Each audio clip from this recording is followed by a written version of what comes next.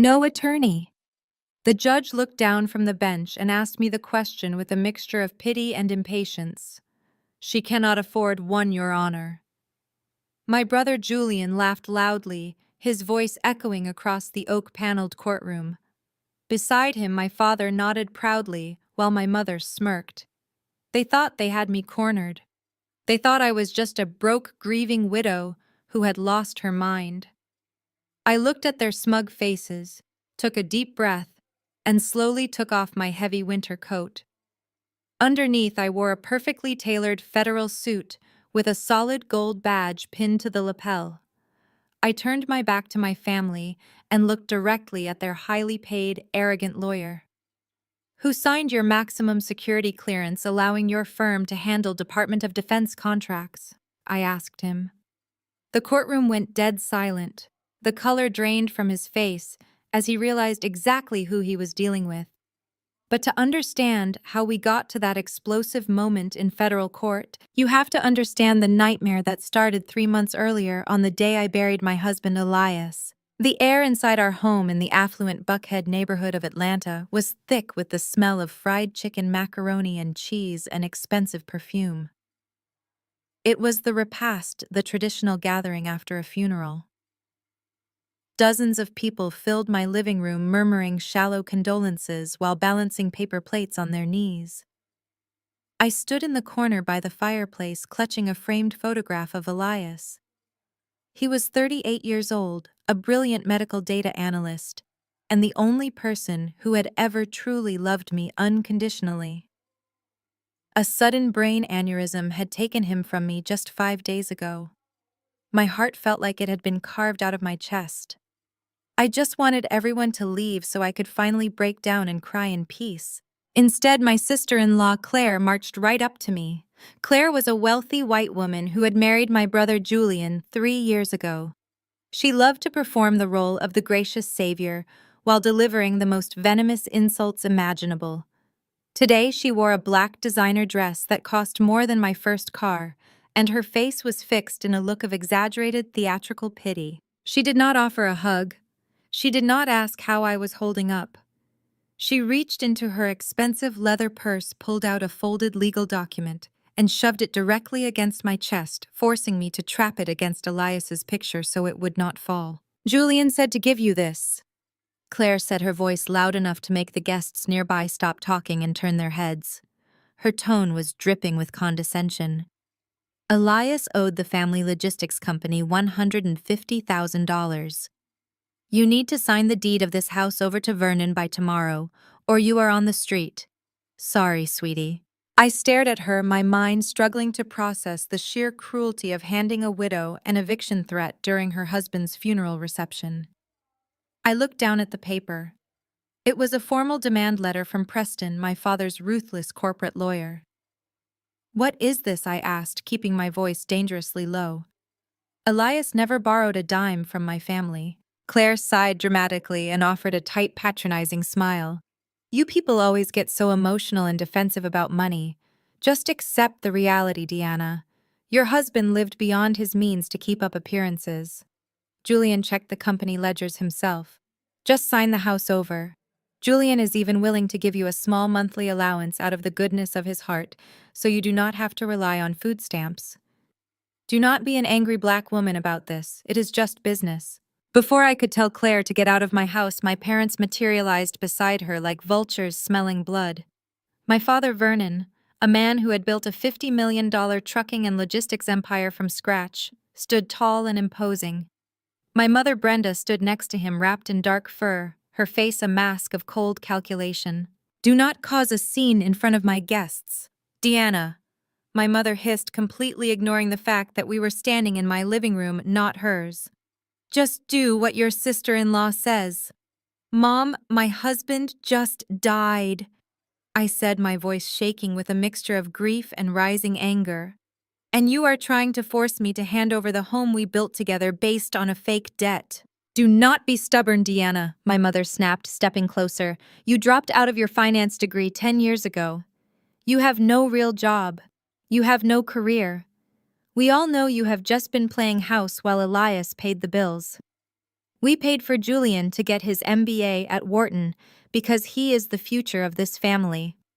He is the chief financial officer of your father's empire. If Julian says Elias owed us money, then Elias owed us money. Just sign the house over to pay your dead husband's debts and be grateful we are not pressing charges against his estate. My father crossed his arms, his posture radiating absolute authority. Your mother is right, he said, his voice booming over the quiet murmurs of the remaining guests. You always were a disappointment, Deanna. We tried to groom you for the business, but you lacked the stomach for it. You ran away to do whatever useless freelance work you do on your computer. Now your husband is gone and he left a mess. I am taking this property to cover the losses. Be a good girl for once in your life and sign the papers. I will let you stay in the guest room at our house until you find a minimum wage job. The sheer audacity of their demands washed over me. For my entire life they had treated me like a failure.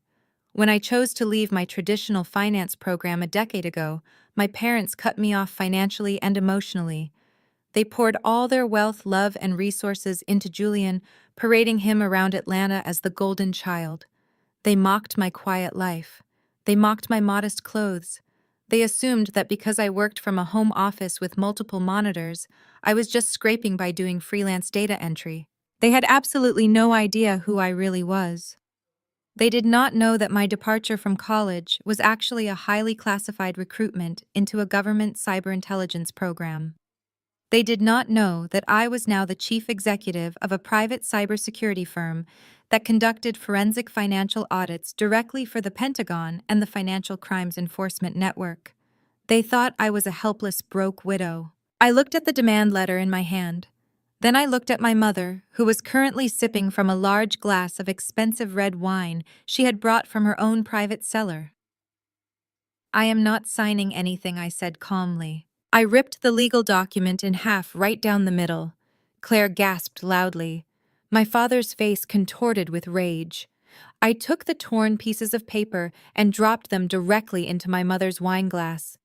The dark red liquid splashed over the edges, staining her immaculate fur coat. Have you lost your mind? My mother shrieked frantically, dabbing at her ruined coat.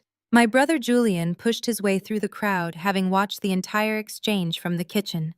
Julian was 37, impeccably dressed in a tailored morning suit, but his eyes were bloodshot and erratic. He pointed a trembling finger at my face. You will regret that, Julian snarled, his voice vibrating with venom. You think you can disrespect this family and walk away clean. I am the CFO. I control the money. I just had our lawyer Preston freeze every single bank account attached to Elias's name and your joint accounts. The court granted the injunction an hour ago.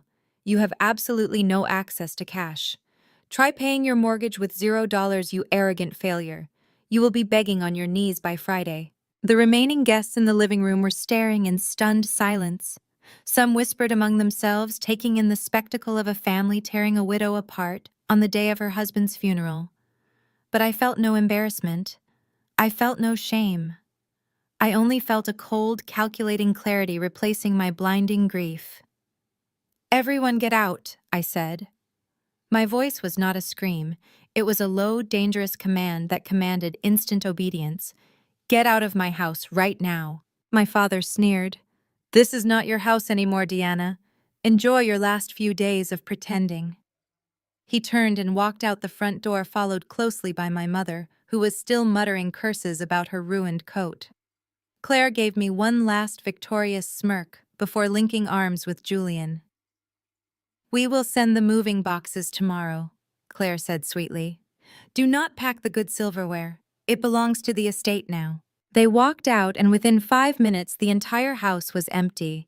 The silence that fell over the property was deafening. I locked the front door, turned off the porch lights, and walked slowly down the hallway to Elias's private study. Elias and I had shared a beautiful life, but we also shared a deep professional respect for each other's hidden worlds. He was a medical data analyst by public title, but his real genius was recognizing patterns in vast oceans of numbers. He had been acting strange for the last 3 weeks of his life. He had been staying up late, locking his office door, and asking me hypothetical questions about federal money laundering regulations. He had told me he was close to figuring something out, something that could change everything for my family. He died before he could tell me what it was. I stepped into his study. The room smelled faintly of his cedarwood cologne. I walked over to the heavy oak bookshelf against the far wall. I reached behind the complete works of Shakespeare and pressed a hidden latch. A section of the shelving clicked and swung open, revealing a biometric floor safe bolted directly into the concrete foundation. I placed my thumb on the scanner. The light turned green, and the heavy metal door popped open. Inside, resting on a bed of velvet, was a single encrypted titanium USB drive. Taped to the drive was a small handwritten note in Elias's messy handwriting. It simply read, "Project Phoenix. For Deanna, trust no one." I picked up the drive, feeling the cool metal against my palm. My family thought they had broken me. They thought stripping me of my husband's accounts and threatening me with homelessness would force me into submission. They thought their money and power made them untouchable in Atlanta. They had no idea that they had just declared war on a woman who dismantled international financial syndicates before breakfast. I wiped a single tear from my cheek, walked over to my secure multi-monitor terminal, and plugged the drive in. The screen flared to life, demanding a decryption key. It was time to find out exactly why Julian was so desperate to steal my house, and exactly how I was going to destroy him. Monday morning arrived with the suffocating humidity typical of Atlanta, but I felt nothing but a cold, razor-sharp focus. I had barely slept for a single second the night before. My eyes burned from staring at the decrypted files on the secure drive I had pulled from Elias's hidden floor safe. The sheer magnitude of what my husband had uncovered before his heart gave out was staggering. I needed untraceable cash to maneuver, and I needed it immediately before my father and brother realized the depth of their own vulnerability. I dressed in a simple dark gray cashmere sweater and plain black slacks, intentionally maintaining the appearance of a defeated grieving widow who had nothing left to lose. I drove my modest sedan to the local financial center in Buckhead. The heavy glass doors of the bank slid open and the freezing air conditioning hit my face. The marble floors echoed under my low heels as I walked directly up to the main teller window. The teller was a young woman named Sarah, who usually greeted me with a warm and familiar smile whenever Elias and I came in. Today she looked at her computer screen and then looked up at me with all the color draining rapidly from her face. She stammered as she spoke, telling me that she was incredibly sorry, but my accounts were completely flagged in their system. She explained that she could not process any withdrawals or even show me my balances. I asked her calmly to explain exactly what the system was telling her. She swallowed hard, her hands shaking over her keyboard. She whispered that an emergency court injunction had been filed at exactly 8:00 this morning by a lawyer named Preston. The legal paperwork claimed I was suffering from severe mental instability following my husband's sudden death, making me an immediate danger to myself and the estate's financial assets. Preston had successfully petitioned a local judge to freeze every single cent attached to my name or my social security number. My father Vernon and my brother Julian were trying to starve me out in the most brutal way possible. They were suffocating my ability to fight back, hire an attorney, or even buy groceries to survive the week. Before I could respond to the terrified teller, a sickeningly familiar and overpowering floral perfume washed over the space behind me. I did not even need to turn around to know who it was. Claire stepped right into my personal space, her expensive heels clicking sharply against the marble floor. Julian's wife held an artisan iced coffee in one hand and dangled the keys to a brand new luxury sport utility vehicle in the other. She looked me up and down, taking in my plain dark sweater with a look of absolute disgust. It was a sharp contrast to her immaculate and overly branded designer outfit. Claire leaned in close, her voice dripping with artificial sympathy that was meant to be overheard by everyone in the lobby. She told me she had heard the tragic news about the bank accounts being frozen. She said Julian had to do it for my own good because I was clearly not in my right mind after making such a scene at the funeral reception. Then came the poison she had been waiting to deliver. Claire tilted her perfectly styled blonde head and sighed loudly. She told me that you people always get so emotional and aggressive over money when things get difficult. She instructed me to just swallow my pride and take the small monthly allowance Julian was generously offering out of his own pocket. She leaned closer and whispered that I should not be an angry black woman about this situation, because it was unbecoming and making the entire family look bad in polite society. I did not yell and I did not cry. I let her vitriol wash over me without breaking character for a single second. I looked right through Claire, as if she were completely invisible, and turned my attention back to the trembling teller. I asked Sarah in a steady voice to call the branch manager, Mr. Sterling, out to the front desk immediately. Claire laughed a high and grating sound, telling me that a local bank manager could not magically bypass a judge's legal order just because I was throwing a tantrum. Mr. Sterling scurried out of his glass-enclosed office, looking incredibly uncomfortable and sweating through his tailored suit. He started to give me the standard corporate apology, explaining in a condescendingly gentle tone that his hands were tied by the local jurisdiction and that I needed to consult a family law attorney to resolve the hold on my funds. I decided the charade had gone on long enough. I reached into my simple leather purse and bypassed my normal wallet entirely. I pressed my finger against a concealed biometric lock stitched into the lining of the bag. The hidden compartment slid open. I pulled out a sleek, heavy black titanium card. It had no bank logo on it, no identifying account numbers, and no expiration date. It only featured a highly advanced microchip and a deeply embedded seal of the federal government. I placed the heavy metal card quietly on the marble counter and slid it slowly toward Mr. Sterling.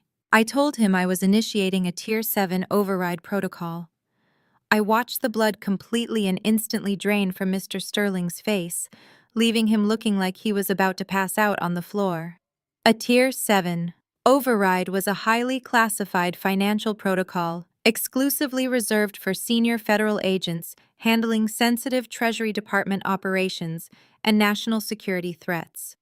It superseded any local state or regional court order without exception. It meant the funds I was accessing were untraceable, completely liquid, and backed by the full weight and authority of the United States federal government. Mr. Sterling picked up the titanium card with trembling fingers, his previous condescension replaced by absolute terror. He swiped the heavy metal through his most secure terminal and waited for the biometric prompt to appear on his screen. I reached across the marble counter and placed my thumb firmly on the glowing glass scanner. The terminal screen flashed a brilliant green. I instructed the terrified manager to withdraw $500,000 in clean, sequentially unmarked federal funds and place them in a secure briefcase immediately. Claire stood next to me, her mouth slightly open, entirely confused by what was happening right in front of her. She did not understand what a Tier 7 override was or what the black card meant, but she clearly understood the words $500,000. She tried to stammer out a question asking me what kind of illegal stunt I was pulling and demanding that Mr. Sterling call Julian to report my behavior. I finally gave my sister-in-law my full and undivided attention. I turned slowly and walked right up to her, closing the physical distance between us until she was forced to take a nervous step backward. I looked down at her expensive handbag, her pristine designer shoes, and the smug entitlement that was rapidly melting off her pale face. I lowered my voice so only she could hear the absolute destruction I was about to deliver. I calmly recited a string of 16 random numbers, then I recited another 16 numbers, then I recited a third sequence. Claire's eyes widened in sheer abject terror as she recognized the digits. I quietly explained to her that those were the exact account numbers of 3 secret high-interest credit cards she had opened under a clever variation of her maiden name. I told her I knew her exact financial footprint. I knew she was exactly $80,000 in high-yield debt. I knew she was secretly buying fake counterfeit designer bags from cheap overseas suppliers to maintain her wealthy image among her privileged friends. I knew she was using those hidden credit cards to fund a lavish lifestyle she could not actually afford on the strict and controlling budget Julian kept her on. I smiled a cold and lifeless smile, asking her what her arrogant husband would think if he found out his perfect privileged wife was secretly drowning in massive consumer debt and carrying cheap knockoff purses to their elite country club dinners. I watched her perfectly manicured facade shatter into a million irreparable pieces. The arrogant woman who had just hurled racial insults at me could not formulate a single word. Her throat worked silently as she gasped for air. She turned a sickly shade of white, spun around on her expensive heels, and practically ran out of the bank lobby, abandoning her iced coffee on a nearby table. Mr. Sterling returned a few moments later carrying a heavy, secure aluminum briefcase containing the $500,000 in cash. He handed me back my titanium federal ID card, bowing his head slightly, in a gesture of profound respect and genuine fear. He did not ask a single question about the money or the court order. I thanked him politely, picked up the heavy briefcase and walked out of the bank into the blinding morning sun. The war had officially and irreversibly begun. I had bypassed their financial blockade in less than 10 minutes without breaking a single sweat, but I knew Vernon and Julian would not stop their assault there. They were desperate and arrogant men who believed their money made them invincible in the city of Atlanta. I put the briefcase in the trunk of my car and drove back toward my home in Buckhead, my mind already analyzing the next 3 moves based on the encrypted files I had pulled from Elias's safe. I knew the truth about their logistics company now, and I knew exactly how deep the rot went in my own family. But as I pulled my car into my long, winding driveway, the reality of my family's relentless and petty cruelty greeted me at the front door.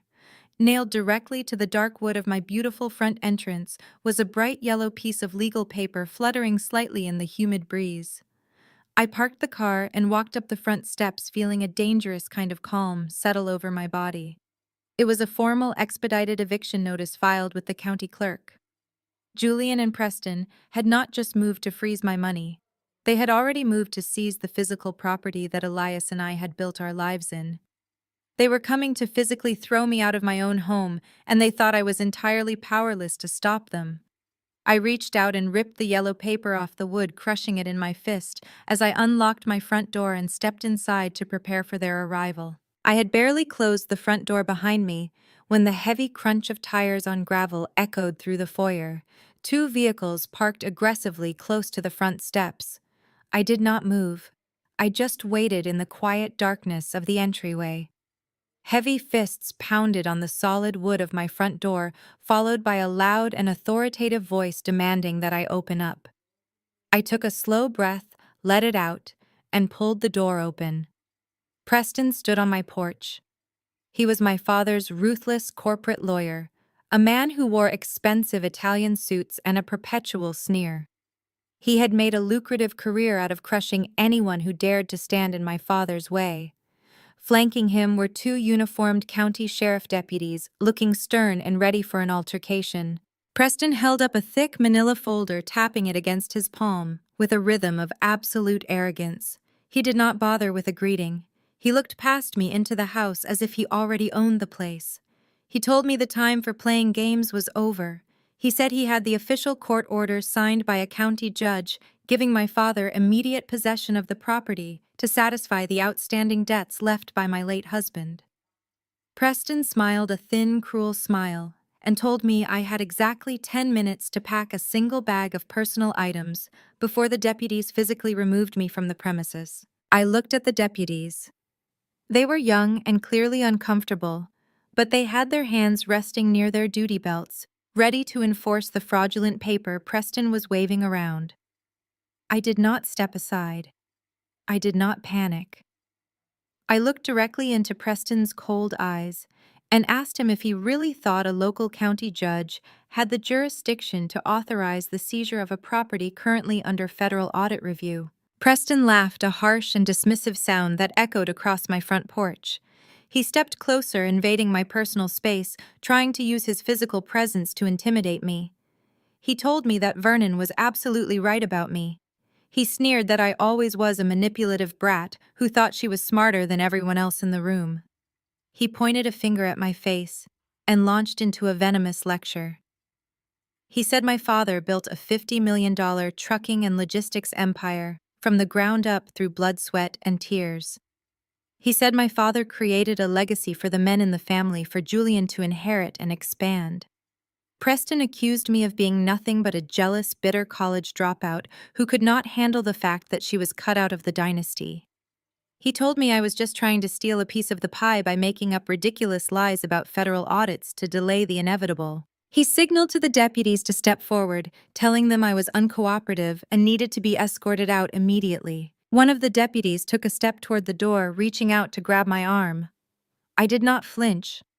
I calmly asked the deputy for his badge number and the name of his commanding officer. The deputy paused, looking confused by my lack of fear. I reached into my pocket and pulled out my secure phone. I did not call the local police precinct. I dialed a direct encrypted line to Judge Caldwell, a federal magistrate who handled high-level asset protection for the intelligence community in our region. The call connected on the first ring. I kept my voice low and completely level.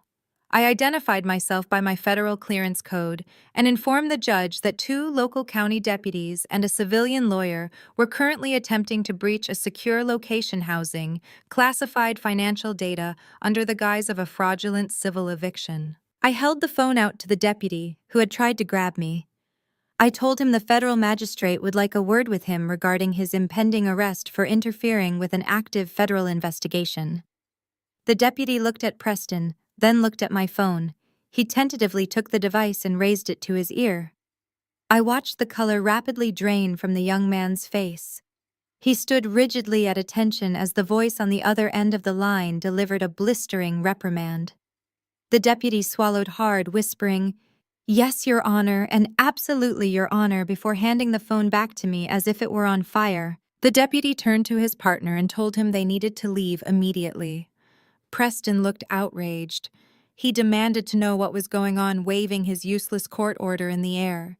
He shouted that he had the legal right to secure the property for Vernon's company.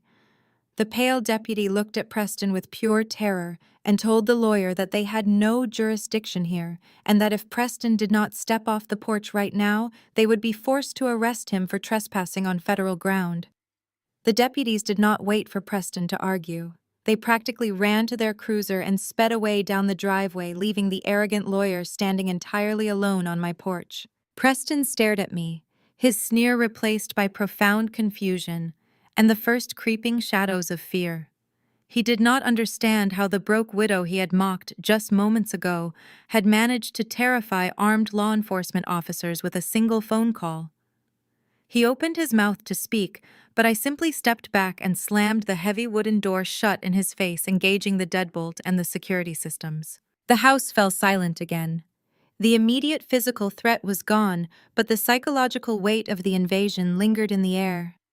I walked away from the front door, leaving Preston to find his own way off my property.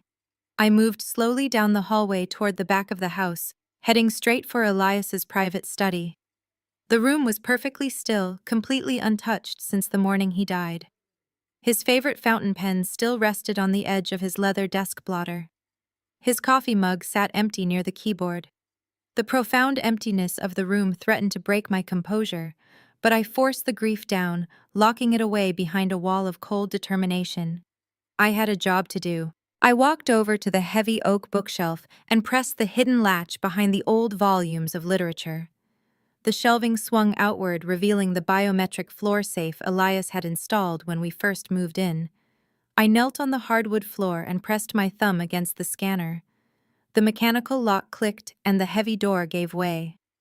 Inside, I found the encrypted titanium drive resting on the dark velvet lining, just as I had left it earlier. The small sticky note with his messy handwriting caught my eye again. Project Vanguard. I picked up the drive, feeling the cold weight of it in my palm. Elias was a brilliant medical data analyst to the outside world, but to me, he was the only person who understood the intricate patterns of digital information as well as I did.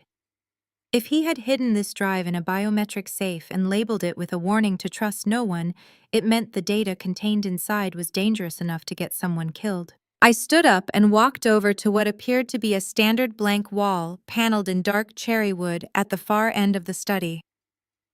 I pressed my hand flat against a specific wood panel. A seamless section of the wall silently slid open to reveal my actual workspace. It was a secure climate-controlled command center, completely shielded from the rest of the house. 4 curved high-resolution monitors dominated the black glass desk. A dedicated server rack hummed quietly in the corner, connected directly to the FinCEN and Pentagon secure networks through encrypted satellite uplinks. This was the real Deanna. This was the world my family knew absolutely nothing about. I sat down in the ergonomic leather chair and booted up the terminal. The screens flared to life, bathing the small dark room in a sharp blue light. I inserted Elias's titanium drive into the secure port. A red warning box immediately flashed across my primary monitor demanding a decryption key. Elias had used a military-grade encryption protocol, meaning anyone attempting a brute force hack would trigger a failsafe that would wipe the drive clean in seconds. But Elias and I knew each other better than anyone else in the world. We did not use standard passwords. We used memory. I closed my eyes and thought about the day he proposed to me on the harbor. The specific coordinates of where we had been standing combined with the numeric value of the date. I typed the sequence into the prompt and hit enter. The red warning box vanished, replaced by a green loading bar. The drive unlocked, and a massive directory of files populated across my monitors. I began opening the folders, my eyes scanning the dense spreadsheets and scanned documents at lightning speed. Elias had not just stumbled upon a minor accounting error. He had meticulously mapped out an entire subterranean financial network operating right under our noses. I opened a master spreadsheet labeled offshore routing and felt my blood run ice cold. The files detailed the exact inner workings of my father's trucking and logistics empire. Vernon thought he was running a clean, highly profitable supply chain business. He had handed all the financial control over to Julian, praising his golden boy for securing massive new government transport contracts. But Elias's data told a terrifyingly different story. Julian was not securing legitimate contracts. He was actively using the family's fleet of commercial trucks to move illicit cargo for a violent offshore syndicate. I cross-referenced the manifests Elias had saved with the financial ledgers. Julian was skimming millions of dollars of dirty money and laundering it through the logistics company's payroll and maintenance accounts.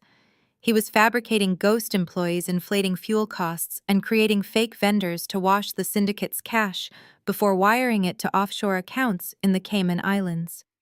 Julian was using the family business as a massive washing machine for organized crime. And worse, he was siphoning off a massive percentage of that laundered money to pay down his own catastrophic underground gambling debts. I clicked on a hidden audio file buried deep in the final folder. It was a recording taken from Elias's phone, dated exactly 1 day before his fatal brain aneurysm. I pressed play and leaned closer to the speakers. I heard the sound of a door slamming shut, followed by Julian's voice. My brother sounded frantic, unhinged, and deeply threatening. In the recording, Julian was screaming at Elias, demanding to know why Elias had been looking into the company's routing software. Elias responded calmly, telling Julian that he had noticed anomalies in the data while helping Vernon update the medical insurance policies for the drivers. Elias told Julian that he knew about the ghost routes and the offshore shell companies. I listened as the recording captured the sound of a physical struggle. Julian shoved Elias against a wall, his voice dropping to a vicious, deadly whisper. Julian told my husband that if he breathed a single word of this to Vernon or to the authorities, he would destroy us both. Julian explicitly threatened my life, telling Elias that the people he was working with did not leave loose ends, and that they would make my death look like a home invasion gone wrong. Julian promised Elias that if he did not delete the data and keep his mouth shut, I would be the one to pay the ultimate price. The recording ended with the sound of Elias gasping for breath, clearly experiencing a massive spike in blood pressure from the violent confrontation. The audio cut to static and the room fell silent save for the hum of my servers. I sat frozen in my chair, staring at the dark screen. The medical examiner had told me the aneurysm was a spontaneous tragic event caused by a sudden and extreme spike in stress and blood pressure. I had spent the last 3 months wondering what could have possibly caused my strong, healthy husband to collapse so suddenly. Now I knew the absolute truth. It was not a random medical tragedy. Julian had cornered him, threatened to have me murdered, and pushed Elias's heart past its breaking point. Julian had essentially killed the only man I ever loved to protect his own pathetic greed and criminal failures. A deep, suffocating darkness settled over my soul, but it was quickly burned away by a raging, uncontrollable fire. My brother had destroyed my world, and now he was trying to steal my home to cover up his crimes. My mother and father had stood in my living room and defended the very man who caused my husband's death. They had mocked my grief and stripped me of my dignity, all to protect the golden child who was secretly tearing their legacy to shreds. I reached out and placed my hand over the mouse, clicking to secure all of Elias's data into my own federal evidence locker. I was no longer just trying to survive an eviction. I was no longer just trying to protect my property. I was going to dismantle my family piece by piece. I was going to strip them of their wealth, their freedom, and their arrogant pride. I was going to expose the rot in Julian's life and watch him drown in it. I picked up my secure phone to begin pulling the financial threads that would choke the life out of their empire, preparing myself for the psychological warfare they were about to invite me into. The harsh glare of the server room monitors cast long shadows across my face as I sat perfectly still, analyzing the horrific truth of my husband's final moments. I had just finished securing the encrypted audio file where my brother Julian threatened to have me murdered, causing the fatal spike in Elias's blood pressure. The quiet hum of the processors was the only sound in the room until my personal cell phone began to vibrate against the dark glass of my desk. I glanced at the screen and saw my mother's name flashing in the dim light. I let it ring 4 times before I finally picked it up. "Deanna, honey, is that you?" My mother asked, her voice trembling with an artificial fragility that made my stomach turn. "I have been so worried about you, sweetheart. Your father and I have been talking, and we just feel terrible about how things escalated the other day. We know you are grieving, and we know we pushed too hard. We are family, Deanna. We should not be fighting like this. I want you to come over for Sunday dinner tonight. Just come over, eat some good food, and let us make peace. We want to help you through this dark time." I listened to the practiced tremor in her voice and felt a cold wave of absolute disgust wash over me. Brenda had never apologized for a single thing in her entire life. She was a woman who viewed apologies as a sign of terminal weakness. For her to call me sounding like a weeping, concerned mother meant only one thing. They had hit a wall with the eviction and the bank freeze, and now they needed me in a controlled environment to execute the next phase of their plan. They needed me vulnerable and surrounded. "I will be there," I said, keeping my voice soft and hesitant, playing the role of the exhausted, broken widow they desperately wanted me to be. "Thank you, Mom. I really need to see everyone." I ended the call and tossed the phone onto the desk. A dangerous smile touched the corners of my mouth. I knew exactly what this dinner was. It was an ambush, but they did not realize they were inviting a predator into their dining room. I spent the next hour preparing. I did not change out of my simple gray sweater and plain black slacks. I wanted them to look at me and see a target. I reached into my secure equipment drawer and pulled out a microscopic audio and video recording device, disguised as a simple pearl button on my cuff. I synced it to my federal secure cloud server, ensuring that every word spoken tonight would be instantly uploaded to a classified evidence locker at the Pentagon. The drive to my parents' estate in Buckhead was a journey through the heart of Atlanta's elite wealth. The massive wrought iron gates swung open as I pulled my modest sedan up the long, winding driveway. Their mansion was a sprawling monstrosity of white columns and excessive landscaping paid for by my father's supposedly legitimate logistics empire, but actually funded by the blood and dirty money Julian was washing for his offshore syndicate. I parked between my father's imported luxury sedan and Julian's custom sports car. The front door was opened by their housekeeper, who gave me a sympathetic look as she took my coat. I could hear the clinking of crystal and the low murmur of voices coming from the formal dining room. I walked down the wide hallway, taking in the expensive artwork and the massive chandeliers. When I stepped into the dining room, the conversation abruptly stopped. The table was set with their finest china and heavy silver flatware. My father sat at the head of the table, looking like a king surveying his subjects. My mother sat to his right, wearing a silk dress and an expression of manufactured maternal concern. Julian sat across from her, projecting an aura of tense arrogance. Next to him was Claire, who refused to make eye contact with me. She looked pale and sickly, still terrified from our encounter at the bank where I had exposed her secret catastrophic credit card debt. But it was the man sitting at the far end of the table who caught my immediate attention. He was a white man in his late 50s, wearing a bespoke suit and a gold watch that cost more than a luxury car. He had the smooth, polished appearance of someone who sold his ethics to the highest bidder. "Deanna," my mother said, standing up and coming over to give me a stiff, unnatural hug. "I am so glad you decided to join us. We just want to put all this ugliness behind us. Come sit down. We have a special guest joining us tonight. This is Dr. Aris. He is an old and dear friend of your father." I took my seat, keeping my eyes lowered, acting appropriately timid. "Hello, Dr. Aris," I said quietly. Dr. Aris offered a warm, practiced smile that did not reach his cold, calculating eyes. "It is a pleasure to meet you, Deanna. Your parents have told me so much about you. I understand you have suffered a terrible loss recently. I specialize in grief counseling and trauma recovery. Vernon and Brenda asked me to join dinner tonight because they are deeply concerned about your well-being. Sometimes the trauma of losing a spouse can cause the mind to fracture in unexpected ways." I looked down at my plate, putting the pieces together with crystal clear precision. This was not a reconciliation dinner. This was a psychological evaluation trap. They had bribed a high-priced, unethical psychiatrist to attend a family dinner under the guise of friendship. Julian and Vernon needed a medical professional to officially document that I was suffering from severe delusions and emotional instability. If Dr. Aris wrote a sworn medical affidavit claiming I was a danger to myself and incapable of managing my own affairs, my father could petition the court for an emergency conservatorship.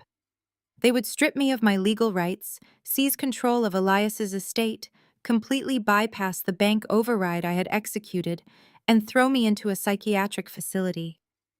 It was a brilliant and utterly ruthless strategy. Dinner was served. Roast beef, garlic, mashed potatoes, and grilled asparagus. The kind of heavy, comforting meal meant to disarm a person. For the first 20 minutes, the conversation was agonizingly normal. They talked about the weather, the country club, and the local political elections.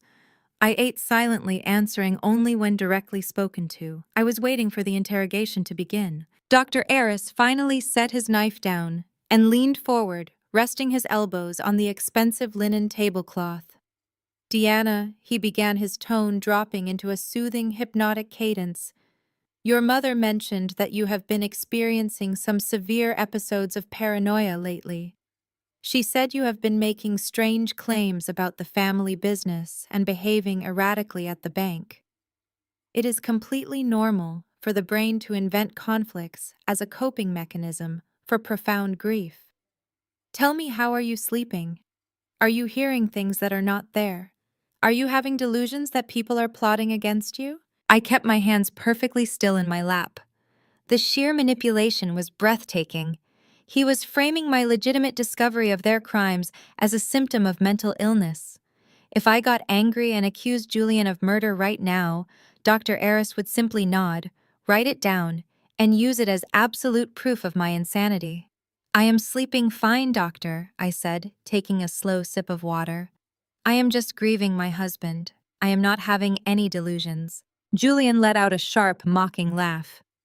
"Not having delusions," he scoffed, leaning back in his chair and crossing his arms. "You practically threatened the bank manager yesterday. You tore up a legal document at your own husband's repast. You are completely unhinged, Deanna. Elias left you with nothing, and the stress has clearly broken your mind. You need serious medical help before you hurt yourself." My mother chimed in, her voice dripping with venom, masquerading as pity. "She has always been like this, Dr. Aris. Even when she was a little girl, she told the most elaborate lies to get attention. She thought she was so much smarter than Julian. She could not handle the pressure of her finance degree, so she dropped out and hid in her house for 10 years. Now that Elias is gone, she is lashing out at the people who actually care about her. It breaks a mother's heart to see her child lose her grip on reality. I looked at my father. Vernon was cutting a piece of meat, his face entirely passive as he let his wife and son verbally assassinate my character. He chewed slowly, swallowed, and then pointed his fork at me. "We are doing this because we love you, Deanna," he said in his booming, authoritative voice. "We are not going to let you destroy yourself or embarrass this family any further. Dr. Aris is going to evaluate you tonight, and then we are going to get you the residential care you so desperately need. You are going to sign over the house and the assets so Julian can manage them properly while you recover.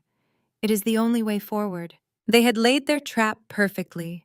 They had surrounded me with family, isolated me in their fortress, and brought in a hired gun to legitimize my destruction. Claire was finally looking at me, a cruel smile returning to her face as she watched me getting backed into a corner. They were all waiting for me to break. They wanted me to scream, to cry, to throw a glass, or run out of the room in hysterics. They needed me to perform the role of the crazy grieving widow so Dr. Aris could finalize his fraudulent diagnosis. Instead, I picked up my fork and calmly took a bite of my steak. I chewed it, thoughtfully swallowed, and reached for my linen napkin. I dabbed the corners of my mouth, moving with a slow, deliberate grace that made the table fall into a sudden, uneasy silence. I did not look at the doctor. I did not look at my parents. I turned my head and locked eyes directly with Julian. Julian's smug smile faltered slightly as he met my gaze. The absolute lack of emotion in my eyes seemed to unnerve him. The silence in the dining room stretched out, becoming heavy and suffocating. "I hear you have been incredibly busy lately, Julian," I said, my voice smooth and pleasant, sounding like two pieces of glass sliding against each other. "It must be so exhausting managing the finances for the entire family logistics empire." Julian narrowed his eyes, unsure of where I was going with this. He puffed out his chest, trying to regain his dominant posture. "It is a lot of pressure," he said arrogantly. "But someone has to do the heavy lifting while you sit at home. I secure the government contracts. I bring in the real money." I smiled. A genuine, chilling smile. "That is exactly what I wanted to ask you about," I said, leaning forward slightly and resting my hands on the table. "I hear those new government logistics contracts are massive, but you know what always confused me, Julian?" He stared at me, his jaw tightening. "What?" I kept my voice conversational, light, and utterly devastating. "How is that new government contract going? Because I heard that managing those specific offshore accounts in the Cayman Islands is notoriously difficult this time of year, especially when you have to route the funds through 3 different shell companies just to hide the cargo manifests. It must be so stressful keeping the digital ledgers balanced when you are moving that much dirty paper." The sound of heavy silver hitting fine china shattered the silence. Julian had dropped his fork. It clattered loudly against his plate, sending a spray of dark gravy across the pristine white tablecloth. The blood drained from Julian's face so fast he looked like a corpse. His mouth fell open, but no sound came out. His eyes dilated in pure, unfiltered horror. He stopped breathing. The entire dining room froze. Vernon stopped cutting his meat. Brenda lowered her wine glass. Claire looked between me and her husband, her confusion returning. Dr. Aris frowned, sensing that the psychological dynamic of the room had just violently shifted in a direction he did not understand. I did not break eye contact with my brother. I let him drown in the realization of what I had just said. Cayman Islands, shell companies, cargo manifests, dirty paper. These were not the ramblings of a delusional widow. These were the highly specific classified details of his international money laundering operation. Details that only a dead man or a federal investigator could possibly know. Julian's hands began to shake uncontrollably. He grabbed the edge of the table, his knuckles turning white as he tried to steady himself. He looked at me as if a ghost had just walked into the room and wrapped its hands around his throat. He realized in that agonizing, terrifying second that I was not trapped in a cage with him. He was trapped in a cage with me. The oppressive silence in the dining room stretched out into an agonizing eternity. The only sound was the rhythmic ticking of the antique grandfather clock out in the grand hallway. Julian stared at me with wide, terrified eyes, his chest rising and falling in shallow, panicked breaths. He looked like a man who had just stepped on a landmine and heard the internal mechanism click. He knew that if he moved a single muscle, his entire world would detonate. The gravy from his dropped fork slowly seeped into the pristine white linen tablecloth, creating a dark, spreading stain that perfectly mirrored the corruption bleeding through our family. My father Vernon looked back and forth between us, his heavy brow furrowing in deep confusion. He was a man who demanded absolute control over his environment, and the sudden shift in power was deeply unsettling to him. He slammed his hand flat against the mahogany table, making the crystal wine glasses rattle. He demanded to know what on earth I was talking about and why Julian was looking at me like he had seen a ghost. Before Julian could attempt to formulate a lie, Dr. Aris cleared his throat with a practiced, authoritative hum. The high-priced psychiatrist adjusted his expensive gold-rimmed glasses and picked up his heavy silver fountain pen. He had entirely misread the situation. He looked at my father and offered a patronizing, sympathetic smile, completely blind to the very real danger that had just entered the room. He believed he was dealing with a hysterical, grieving widow who was lashing out with incoherent corporate buzzwords. He thought this was the exact opening he needed to earn his massive illicit payday. Dr. Aris clicked his pen and began writing furiously on a small leather-bound notepad he had pulled from his suit jacket. He told my parents to please remain calm and not to engage with my provocations. He kept his eyes on his notepad as he spoke, his voice adopting a sickeningly gentle clinical tone meant to gaslight me into submission. He explained that these sudden outbursts of extreme paranoia and delusions of grandeur were classic textbook manifestations of severe psychological trauma. He said that my mind was unable to process the catastrophic grief of losing Elias, so it was inventing elaborate conspiracies about offshore accounts and corporate espionage to regain a false sense of control. My mother, Brenda, immediately leaned into the narrative, her face relaxing into a mask of cruel, vindicated satisfaction. She took a slow sip of her red wine and nodded eagerly at the doctor. She told him that she completely agreed, and that this was exactly what she had been warning him about. She said I had always told outrageous lies as a kid to get attention, because I always thought I was somehow smarter and better than Julian. She claimed my behavior was escalating rapidly and begged Dr. Aris to fast-track the medical affidavit so they could safely institutionalize me before I caused irreversible damage to myself or the family business. I did not raise my voice. I did not defend myself against their pathetic character assassination. I simply watched Dr. Aris scribble his fraudulent diagnosis onto his expensive notepad. I let him finish his sentence and cap his silver pen. Then I reached into the pocket of my slacks and pulled out my secure encrypted mobile device. I placed the phone flat on the center of the dining table right next to the floral centerpiece. I looked directly at the arrogant psychiatrist and told him that his clinical assessment was fascinating, but I had one more delusion I needed him to diagnose for me. I tapped the screen of my phone and pressed play on an intercepted audio file. The volume was turned all the way up. The crisp, clear digital recording echoed loudly off the high ceiling of the dining room. The audio started with the clinking of heavy cocktail glasses and the ambient background noise of a high-end luxury hotel bar. Then Julian's voice came through the speakers, unmistakable and desperate. In the recording, Julian told Dr. Aris that he needed me declared mentally incompetent and stripped of my financial rights before the end of the week. Julian said that Elias had left a massive mess behind, and I was too stupid and unstable to manage the estate. Then Dr. Aris's voice played crisp and arrogant.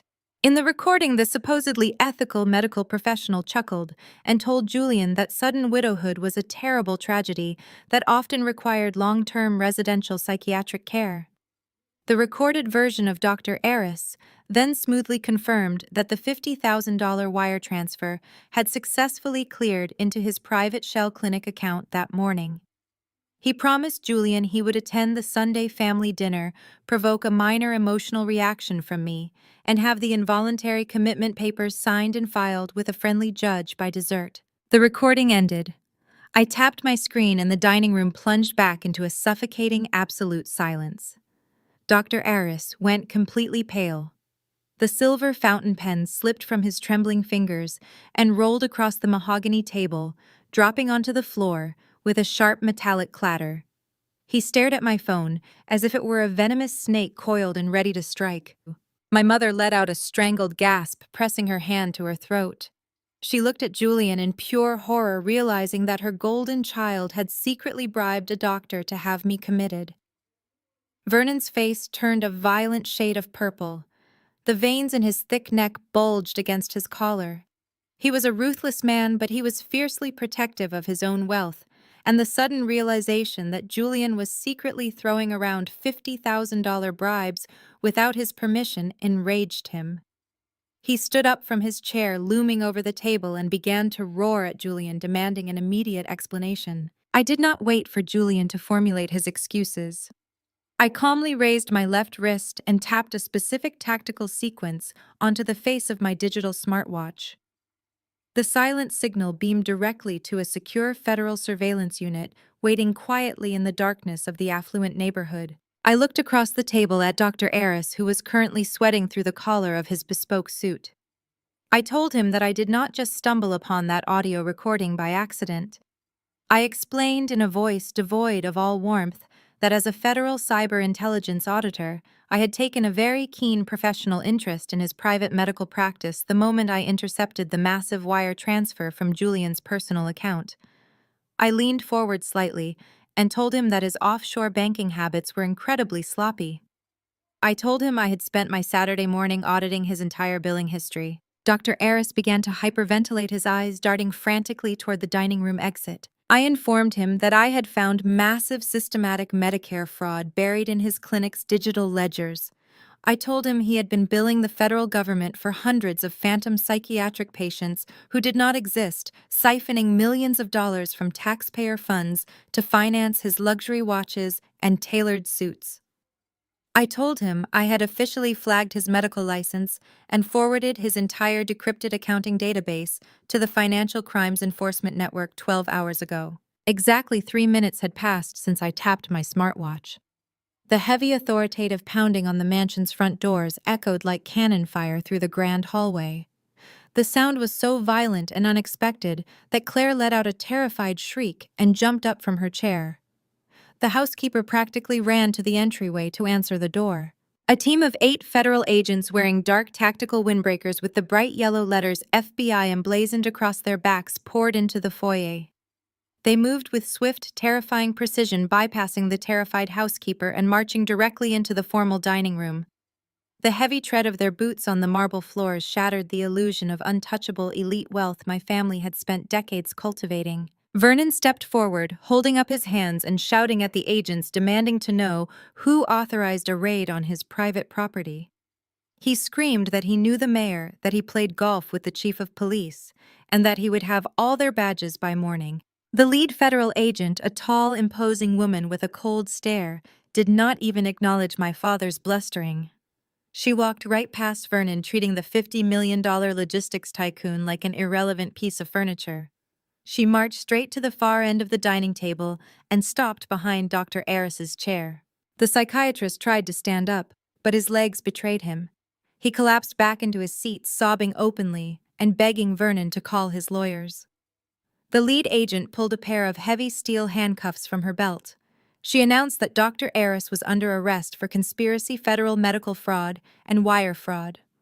She read him his Miranda rights in a loud, clear voice as 2 other agents grabbed the doctor by his arms, hauled him to his feet, and slammed the handcuffs securely around his wrists. Julian sat frozen in his chair, his eyes wide with absolute panic. He watched the federal agents drag his expensive hired gun out of the dining room, knowing that the FBI was now standing mere inches away from his own massive offshore money laundering operation. He looked at me, his expression pleading, begging me silently not to expose the trucking syndicate while the agents were in the room. I let him sweat. I let him feel the agonizing terror of knowing his freedom was entirely in my hands. The agents had not come for Julian tonight. I was saving his destruction for later. As the front doors slammed shut behind the federal agents and their weeping prisoner, the mansion fell into a state of total devastation. The perfect Sunday reconciliation dinner was in absolute ruins. Claire was sobbing into her hands. Julian was staring blankly at the wall, completely broken. Vernon was pacing like a caged animal, his face red with unprecedented fury. My mother sat frozen in her chair, staring at the empty space where Dr. Eris had been sitting. I calmly reached down and picked up my linen napkin. I folded it neatly and dabbed the corners of my mouth. I placed the napkin gently beside my half-eaten plate. I stood up, smoothing the front of my simple gray sweater. I looked at my mother, who was staring at me with a mixture of profound shock and newfound terror. "Thanks for dinner, Mom," I said, my voice perfectly pleasant and conversational. "The steak was a little dry, though. You might want to ask the chef to watch the temperature next time." I turned and walked away from the table, my heels clicking steadily down the grand hallway. I did not rush. I took my time retrieving my coat from the foyer, projecting absolute undeniable control. As I opened the front door to step out into the humid Atlanta night, Vernon snapped out of his paralyzed shock. The sound of my calm departure ignited a violent explosion of rage inside him. He stormed down the hallway, his heavy footsteps thundering behind me. He stopped at the threshold of the open door, screaming into the darkness. He roared that I was dead to him. He screamed that I was a manipulative monster who had just humiliated his family and brought federal agents into his home. His voice echoed across the expansive manicured lawn, vibrating with absolute malice. He swore that he would unleash a small army of corporate lawyers on me by sunrise. He promised that he would destroy me in court, strip me of every single asset Elias left behind, and leave me begging on the street. He told me I had started a war I could not possibly win. I did not turn around. I did not answer him. I simply got into my modest sedan, locked the doors, and drove slowly down the winding driveway, leaving him screaming at the shadows. The next morning, the humid haze over the city broke, giving way to a bright, blinding sunrise. I sat in my secure home office, drinking a cup of black coffee and watching the digital traffic on my monitors. The federal override on my bank accounts had remained secure, holding strong against Preston's pathetic local injunction. I was fully funded, fully armed with classified data, and waiting for my father's next move. It did not take long. At precisely 9 o'clock, a sharp professional knock sounded at my front door. I pulled up the exterior security cameras on my secondary monitor. A man in a plain beige suit stood on my porch, holding a thick, heavy legal envelope. I walked down the hallway and opened the door. The man asked to confirm my identity, and when I nodded, he thrust the envelope into my hands, stating formally that I had been served. I walked back to my kitchen counter and tore open the heavy paper. Vernon had made good on his threat. Preston had worked through the night to file a massive, aggressive lawsuit in civil court. They were abandoning the quiet, localized eviction tactics and escalating to total legal warfare. The subpoena outlined a vicious multi-million-dollar claim against my estate. Vernon and Julian were officially petitioning the High Court to seize my home, my personal assets, and most aggressively, Elias's extensive corporate life insurance policy. They claimed that the debt Elias owed the logistics company was astronomical, and they were using every legal loophole to completely bankrupt me before I could properly defend myself. They wanted a bloodbath in the courtroom. They wanted to drag me in front of a judge, outspend me with their endless corporate wealth, and publicly crush me into submission. They thought the law belonged to them. I read through the arrogant legal threats, running my finger over Preston's signature at the bottom of the page. I smiled, taking another slow sip of my coffee. My father wanted to go to court. He wanted to air our family business in front of a judge on the public record. He was handing me the exact platform I needed to deploy the classified evidence Elias had died to uncover. It was time to show them what a real federal prosecution looked like. The massive legal subpoena sat heavy on the thick glass of my desk as I turned my full attention back to the glowing monitors illuminating my dark command center. While Vernon and Preston were busy drafting their fraudulent civil suits, my mother and sister-in-law were launching an entirely different kind of warfare. They knew they could not break me legally just yet, so they decided to destroy me socially. By Tuesday afternoon, the malicious rumors were spreading through the affluent neighborhoods of Buckhead and beyond like an uncontrollable wildfire. Brenda and Claire had gone on an absolute warpath, operating with a terrifying coordinated precision. They sat in the plush leather chairs of our exclusive country club, sipping expensive mimosas, and stood in the vestibule of our historic, deeply respected church, whispering toxic lies to anyone who would listen. They told the elite African American circles of Atlanta that I was rapidly losing my mind. But they did not stop at simply calling me crazy. They planted a dark and incredibly vicious seed claiming that Elias did not die of natural causes. My mother manufactured fake tears as she told the church elders that we were secretly drowning in massive debt and that I had poisoned my own husband to collect a massive life insurance payout. It was social assassination in its purest, most brutal form. My personal cell phone, which had been constantly ringing with condolences just a week ago, went completely dead. When I walked into my local high-end grocery store, women I had known for a decade suddenly turned their backs and hurried down different aisles to avoid making eye contact with a suspected murderer.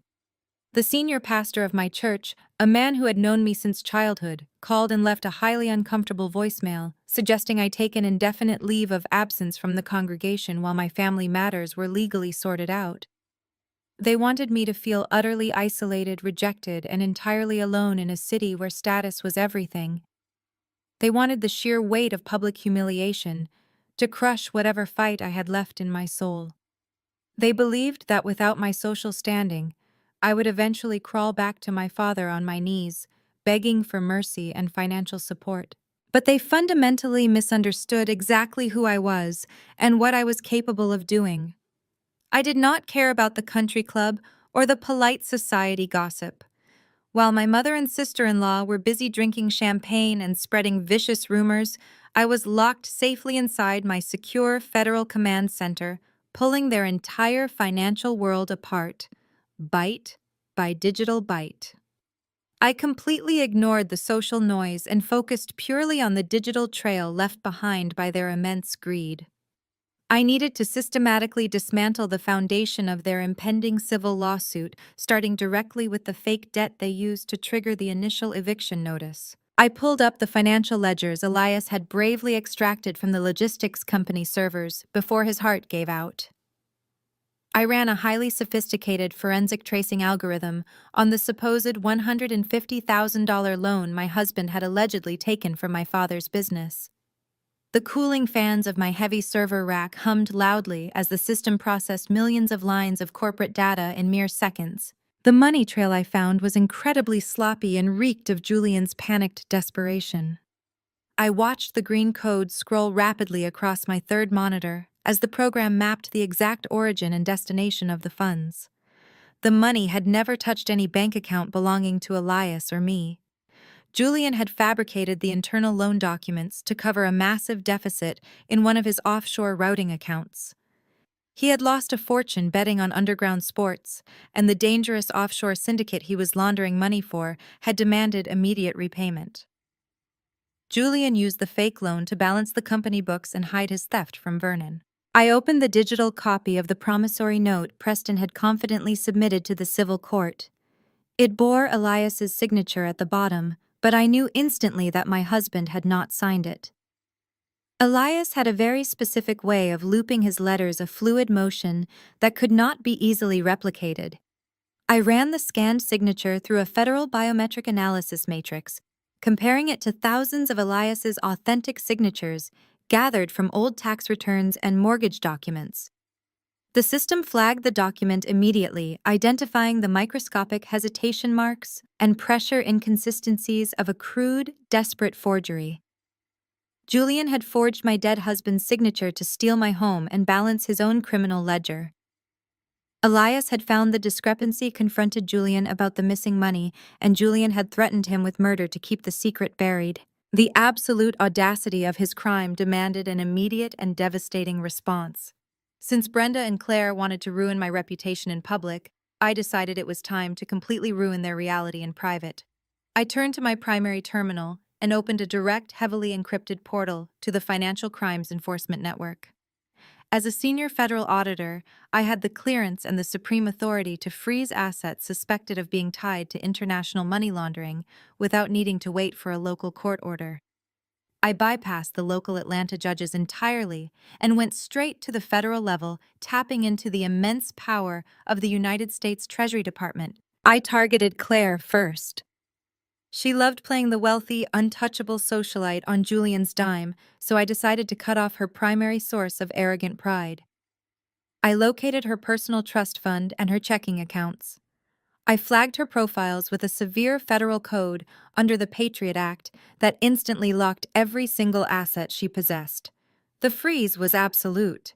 It meant she could not withdraw cash transfer funds or use a single credit card associated with her name. Then I turned my attention to my brother Julian.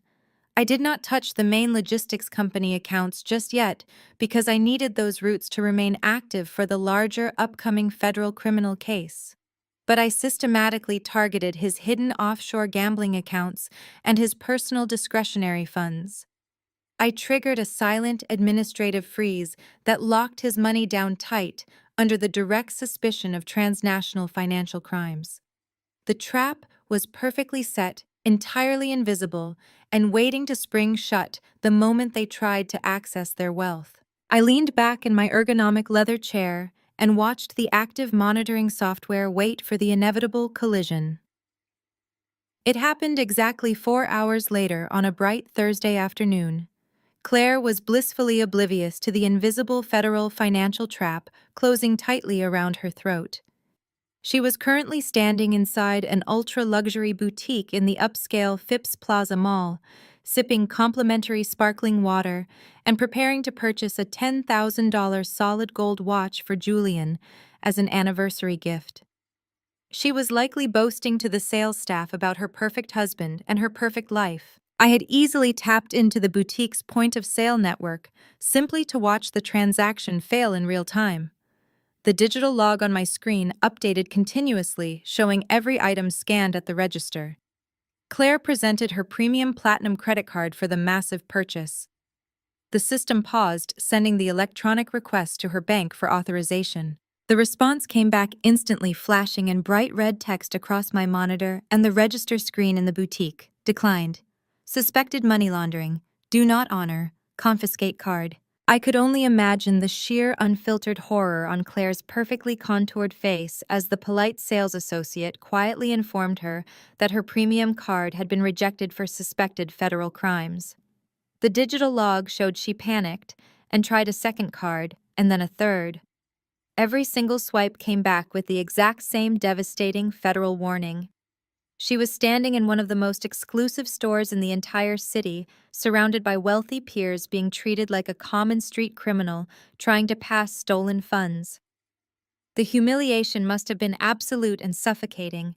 My surveillance software immediately picked up an outgoing phone call from Claire's cell phone to Julian's private executive line. I pressed a button on my console, routing the call through my speakers, and listened to the intercepted audio with a cold, satisfied smile. Claire was absolutely hysterical, crying and screaming as she paced in the boutique parking garage. She demanded to know why the bank was accusing her of money laundering and why all her credit cards were completely frozen. She sobbed that the sales associates had looked at her like she was a terrorist and that her friends in the store had witnessed the entire humiliating ordeal. She told Julian that the bank teller refused to even speak to her over the phone, citing a federal hold on all information. Julian's voice came through the speaker, sounding tight and incredibly stressed. He tried to calm her down, his words rushing out in a panicked, breathless cadence.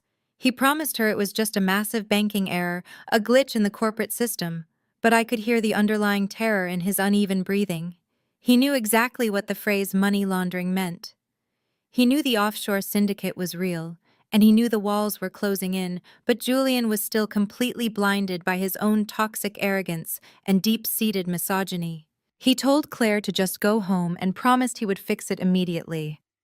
He muttered under his breath that I must have taken the $500,000 from the bank override and used it to hire some highly skilled underground hacker.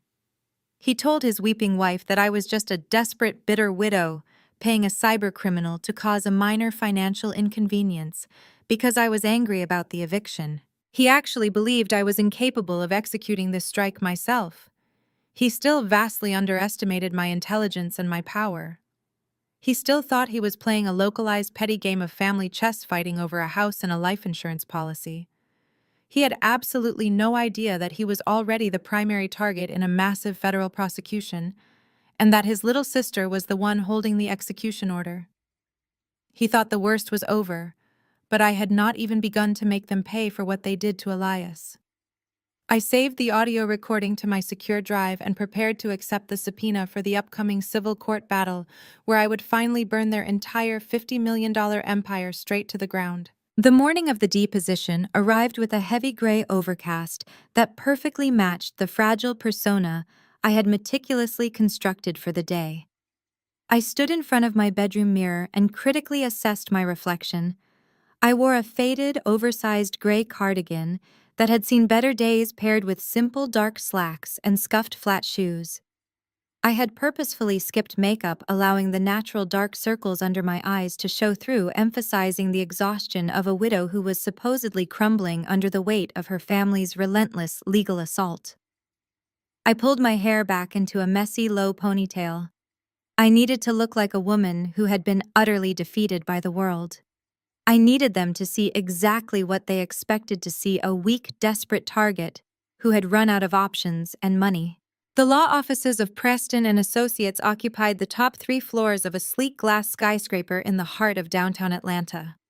The reception area was an intimidating expanse of polished Italian marble and dark mahogany paneling, designed to make anyone who entered feel incredibly small and insignificant. When I walked off the elevator, the receptionist gave my worn sweater a look of thinly veiled disdain before directing me to Conference Room B. I kept my head lowered, holding a cheap plastic folder tightly against my chest as I walked down the long, silent corridor. I pushed open the heavy glass door to the conference room and stepped inside. My father Vernon sat at the head of the massive granite table, radiating absolute authority. Julian sat to his right, wearing a sharp navy blue suit and an expression of profound, arrogant satisfaction. Preston sat across from them, surrounded by thick stacks of legal documents and sharp legal pads. At the far end of the table, a court reporter sat quietly in front of her stenography machine, her fingers poised to capture every single word spoken on the official legal record. I pulled out the chair at the opposite end of the table and sat down, placing my cheap plastic folder in front of me. Preston looked at the empty chairs beside me and then let out a sharp, patronizing laugh. He leaned back in his expensive leather chair and steepled his fingers together. He asked me where my legal counsel was, noting with fake sympathy that it was highly irregular for a defendant to appear at a civil deposition without representation. I looked down at my hands, letting my shoulders slump forward.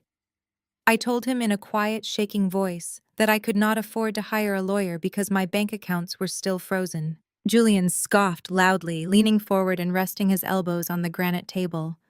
He told me I was finally facing the reality of my situation.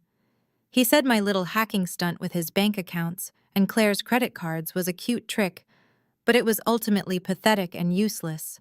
Julian sneered, telling me that hiring some underground internet thug to cause a temporary banking glitch did not change the fact that I was completely broke and entirely out of my league. He actually believed his own arrogant narrative. He genuinely thought the federal freeze on his accounts was just a temporary localized cyber attack. Preston smiled a cold, predatory smile and slid a thick legal document across the long table toward me. He said we could settle this entire ugly matter right now without dragging it through a public courtroom. Preston told me that Vernon and Julian were willing to be generous despite my erratic and hostile behavior over the past few weeks. He instructed me to simply sign the deed of my house over to the family logistics company to cover the $150,000 debt Elias owed them. If I signed the papers, Preston promised they would drop the civil lawsuit, and they would not press criminal charges for the cyber attack I allegedly orchestrated against Julian and Claire. He told me it was the only way I was walking out of this mess without going to prison. I stared at the settlement document, my hands trembling visibly. I forced my breathing to become shallow and ragged, playing the part of a terrified woman pushed to the absolute brink. I looked up at my father with wide, watery eyes. I asked him if he really meant it. I stuttered slightly, asking if they would really let me walk away free if I just gave up Elias's house. Vernon nodded, his expression hardening into stone. He told me I had brought this on myself by being stubborn and disloyal. He said the family business had to be protected above all else, and Elias had compromised their finances. I turned my gaze to Julian, looking small and thoroughly confused. I asked Julian to please explain to me how Elias could have possibly borrowed that much money without me knowing about it. I told him I just did not understand the corporate paperwork and needed him to clarify it for the official record before I signed anything away. I looked at the court reporter, making sure she was transcribing every single syllable. Julian puffed out his chest, thrilled to demonstrate his superior intellect and absolute control. He spoke loudly and clearly for the room. He stated for the official legal record that Elias had approached him secretly to cover massive personal debts. Julian claimed that as the chief financial officer of the logistics empire, he personally handled every single transaction and approved the corporate loan to my husband. He stated emphatically that he and he alone managed the company ledgers, the offshore accounts, and the international routing software. He bragged that Vernon trusted him with absolute total financial control over the entire $50 million enterprise. I kept my voice weak and hesitant, asking another naive question. I asked Vernon if that was true. I asked my father if he really gave Julian complete, unchecked authority over the international corporate accounts and the offshore routing. Vernon slammed his hand on the table, stating proudly on the record that his son was a financial genius and the sole architect of their new international expansion.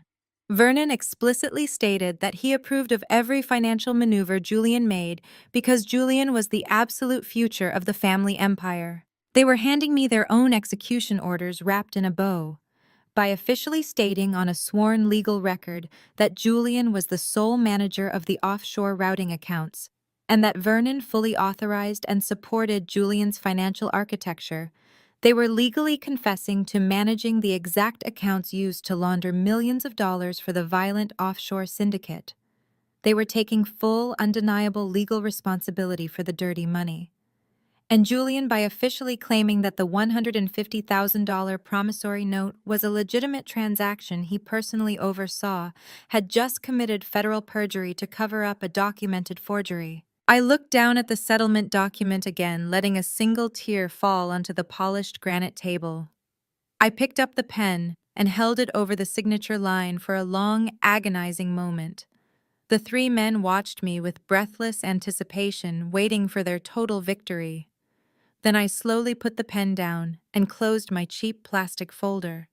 I looked up at Preston and told him in a quiet, broken voice that I could not sign the document today. I told him I needed to pray on it and think about Elias before I gave up the home we built together. Preston's face flushed with immediate rage. He snatched the document back across the table, telling me I was making the biggest mistake of my miserable life. Vernon stood up his chair, scraping violently against the floor. He pointed a thick finger at my face and told me that the settlement offer was officially off the table. He roared that they would see me in court tomorrow morning, and that he would personally make sure I was left with absolutely nothing but the clothes on my back. I stood up, clutching my folder to my chest and keeping my eyes cast downward. I walked toward the heavy glass door of the conference room. As I reached for the handle, Julian let out a cruel, dismissive laugh. He called out to me, his voice dripping with absolute contempt. He told me I was always the weak link in the family, Deanna. He said I was a pathetic coward who never had the stomach for real business, and now I was going to pay the ultimate price for my stupidity. I did not turn around. I simply opened the door and walked out, leaving them to revel in their imaginary triumph. I walked down the long, silent corridor and stepped onto the elevator. As the heavy steel doors slid shut, closing me off from the rest of the building. My entire posture changed. The trembling in my hands instantly stopped. My slumped shoulders straightened. The terrified, wide-eyed expression vanished completely from my face, replaced by a cold, calculating, and utterly lethal calm. I had walked into their fortress playing the part of the prey, and they had eagerly, enthusiastically confessed to multiple federal crimes on a sworn legal transcript, just to prove how powerful they thought they were. I walked out of the glass skyscraper and into the bright Atlanta afternoon.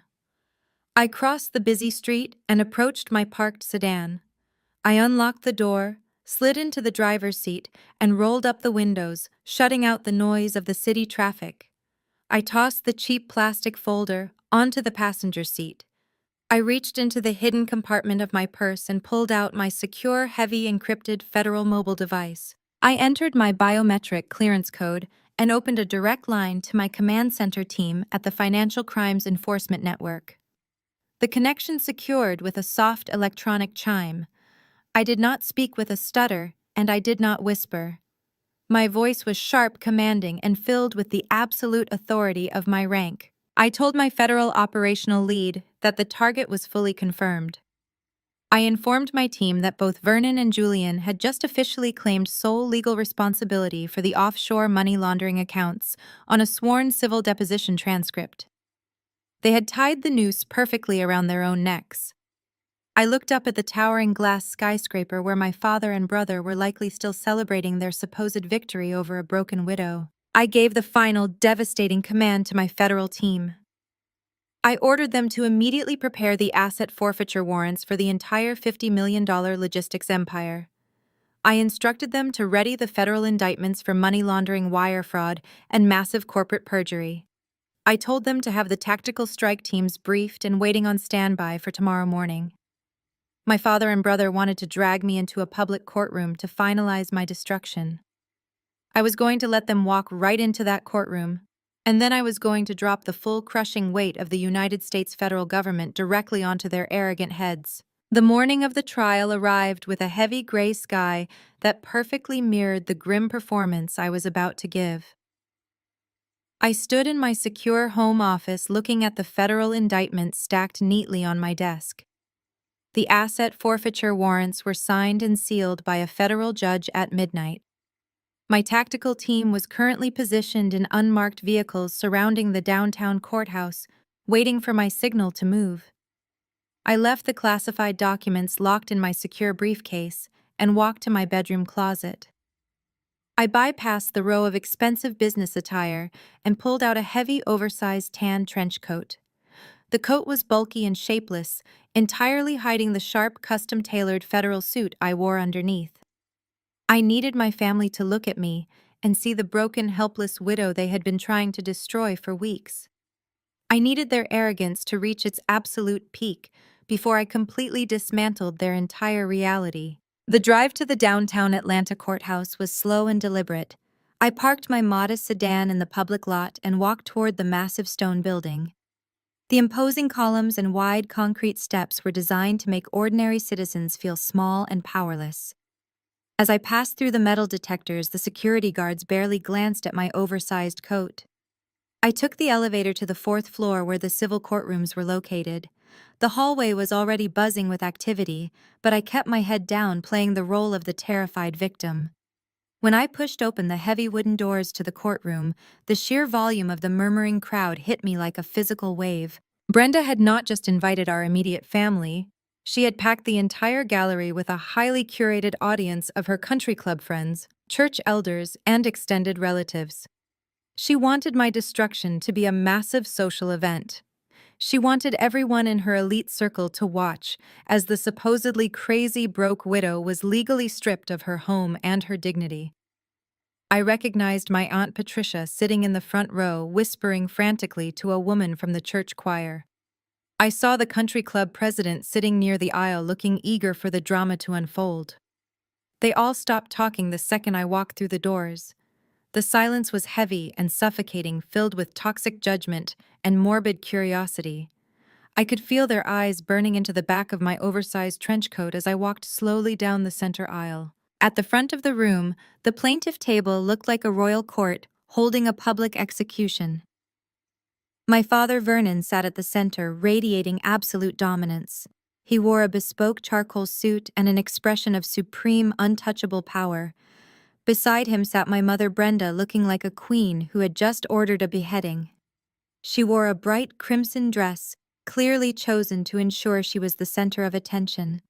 Claire sat next to her mother-in-law, trying to maintain a posture of wealthy elegance, even though her credit cards were currently bouncing all over the city due to my federal financial freeze. Julian sat on the other side of my father, leaning back in his chair with his legs crossed at the ankles. He had the smug, relaxed posture of a man who believed he had already won the war. He thought the federal freeze on his hidden offshore accounts was just a temporary glitch that his lawyers would fix by tomorrow. At the far end of their table sat Preston, their high-priced corporate attorney. Preston had a small mountain of legal boxes and thick manila folders stacked aggressively in front of him. He was chatting amiably with Julian, laughing at some unheard joke. They were entirely relaxed, completely confident that today would be a simple legal slaughter. They had millions of dollars in corporate wealth, an army of paralegals, and a packed gallery of supporters. I had walked in entirely alone, wearing a cheap coat and carrying absolutely nothing in my hands. I walked past their table without making eye contact. I took my seat at the empty defendant table on the right side of the room.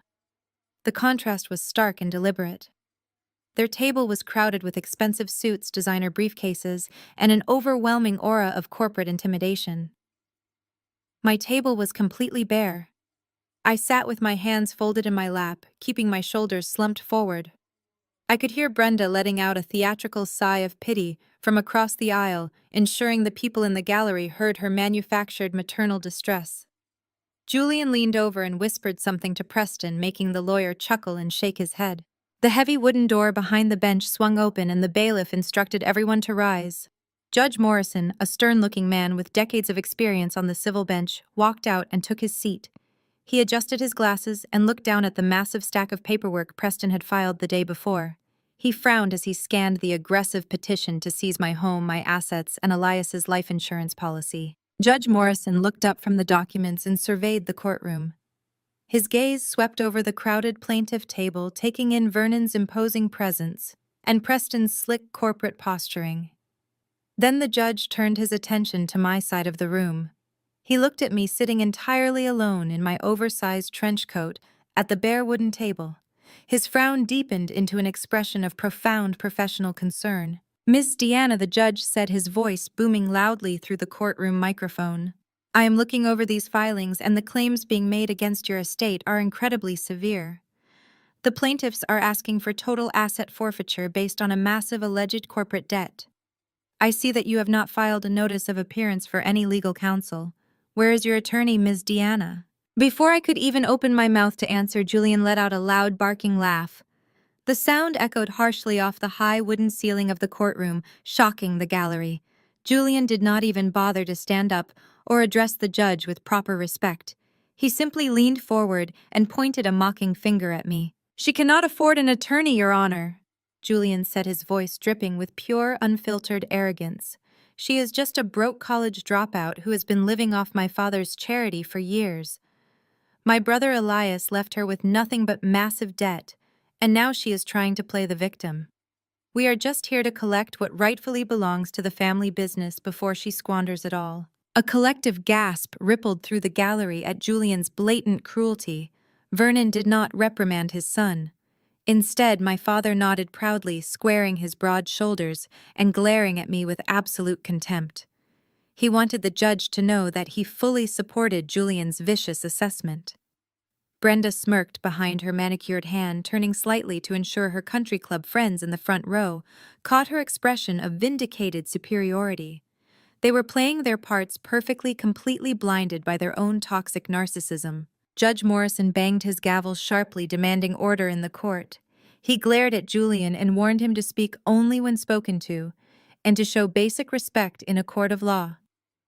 Then the judge turned back to me, his expression softening, with a mixture of pity and frustration. He told me that civil litigation of this magnitude was incredibly dangerous to navigate without proper representation. He warned me that if I proceeded without a lawyer, I stood to lose everything I owned by the end of the hour. He asked me one final time if I needed to request a continuance to secure legal counsel. I kept my head bowed for a long dramatic moment, letting the silence stretch out until the tension in the room was almost unbearable. Julian rolled his eyes and muttered something derogatory to Preston. Vernon crossed his arms, waiting for my total surrender. I did not flinch. I did not cry. I slowly lifted my head and looked directly at the judge.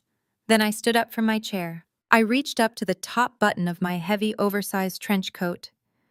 I unbuttoned it with slow, deliberate precision. I moved down to the second button and then the third. The courtroom was so quiet I could hear the faint hum of the air conditioning vents overhead. Everyone in the gallery leaned forward, completely captivated by the bizarre spectacle. I pulled the heavy tan fabric off my shoulders and let the coat slide completely off my arms. I draped it casually over the back of my wooden chair. The collective intake of breath from the gallery sounded like a vacuum pulling the air out of the room. Underneath the shapeless coat, I was not wearing the cheap faded clothes of a broken widow.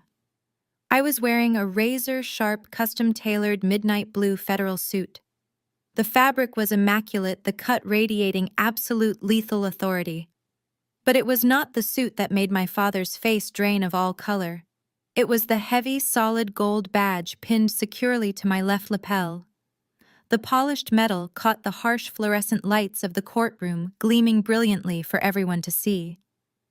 The badge bore the unmistakable seal of the United States Department of Defense, specifically the Pentagon's elite financial crimes division. I was not a broke college dropout. I was a senior federal cyber intelligence director holding one of the highest security clearances in the entire country, and I had just walked into a localized civil court dispute carrying the full, unmitigated power of the federal government. Julian's smug, arrogant smile vanished instantly, replaced by a look of pure, unfiltered horror. He stared at the gold badge on my chest, his mouth falling open as his brain desperately tried to process the impossible reality standing in front of him. The federal freeze on his offshore accounts suddenly made terrifying, perfect sense. The FBI raid at the Sunday dinner was no longer a mystery. He realized in one single shattering second that he had not been fighting a helpless widow. He had been actively taunting a federal investigator who specialized in international money laundering. Vernon gripped the edges of the plaintiff table, his knuckles turning completely white. He stared at me as if I had just ripped off a human mask to reveal a predator underneath. Brenda let out a small, strangled squeak of terror, pressing her hands against her chest. She looked back at her wealthy friends in the gallery, realizing that her social assassination campaign had just collided with a federal badge. I completely ignored my terrified family. I did not look at my father or my brother or my mother. I turned my back to the judge and walked slowly out from behind the defendant table. My heels clicked with a sharp rhythmic echo against the polished hardwood floor.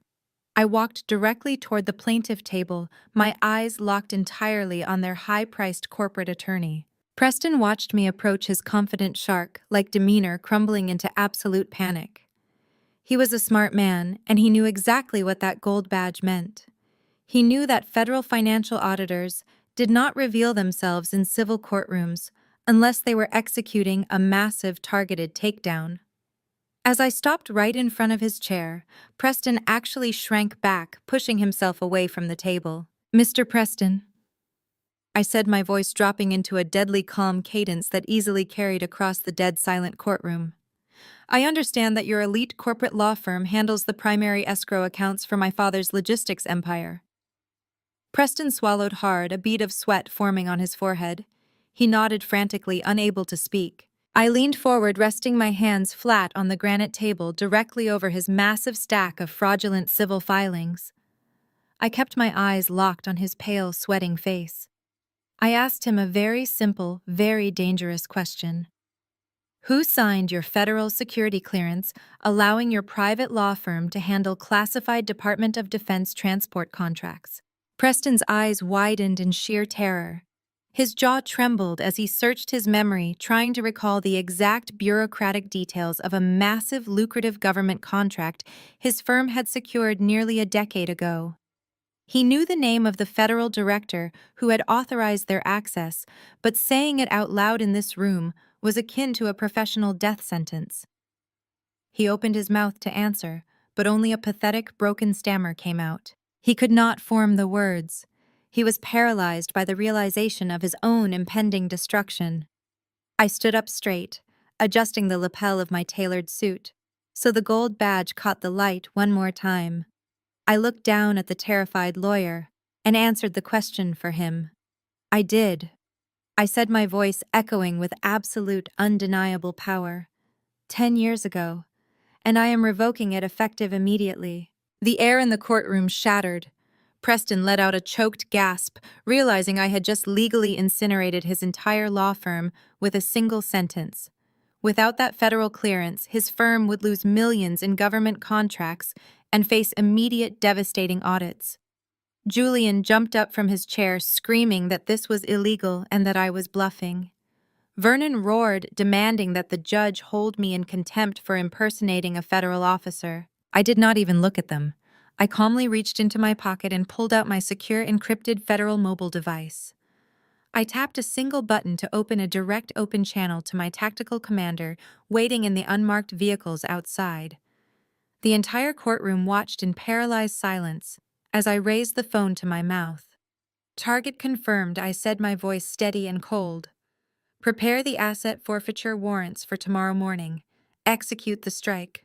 The heavy wooden doors at the back of the courtroom burst open, making a loud echoing crack that silenced the panicked shouting of my family. 4 armed federal marshals stepped inside, taking up positions at the exits and blocking anyone from leaving the gallery. I turned my back on Preston, who was currently hyperventilating in his leather chair, and walked calmly toward the center of the room. I looked up at Judge Morrison. The stern judge was staring at me with a mixture of profound shock and sudden dawning realization. He gripped his wooden gavel but did not strike it. I reached into the inside pocket of my tailored suit jacket and withdrew my official federal credentials. I handed the heavy leather wallet to the bailiff, who cautiously carried it up to the bench.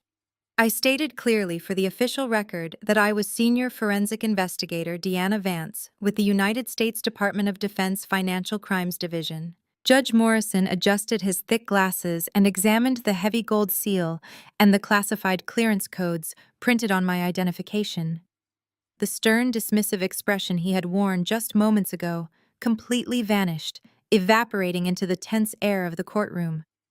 He sat up perfectly straight, projecting immense professional respect.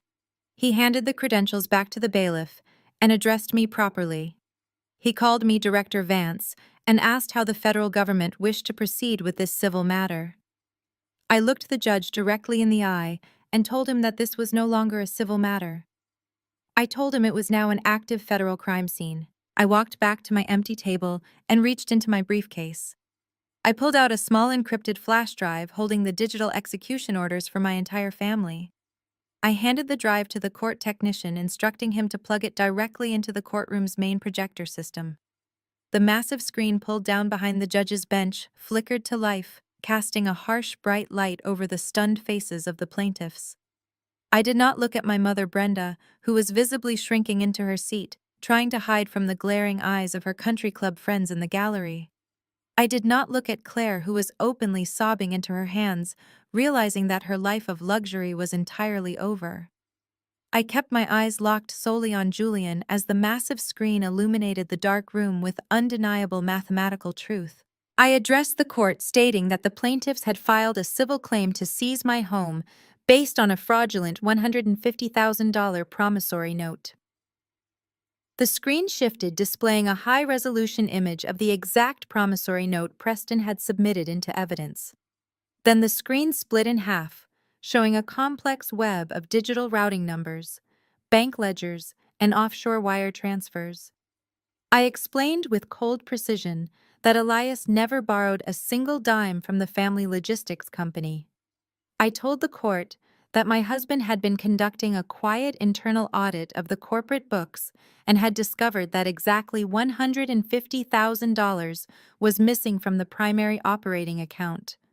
Elias had found the leak, and he was preparing to expose it. Julian knew his theft was about to be uncovered, so he fabricated the loan document and forged my husband's signature to cover his tracks and frame a dead man.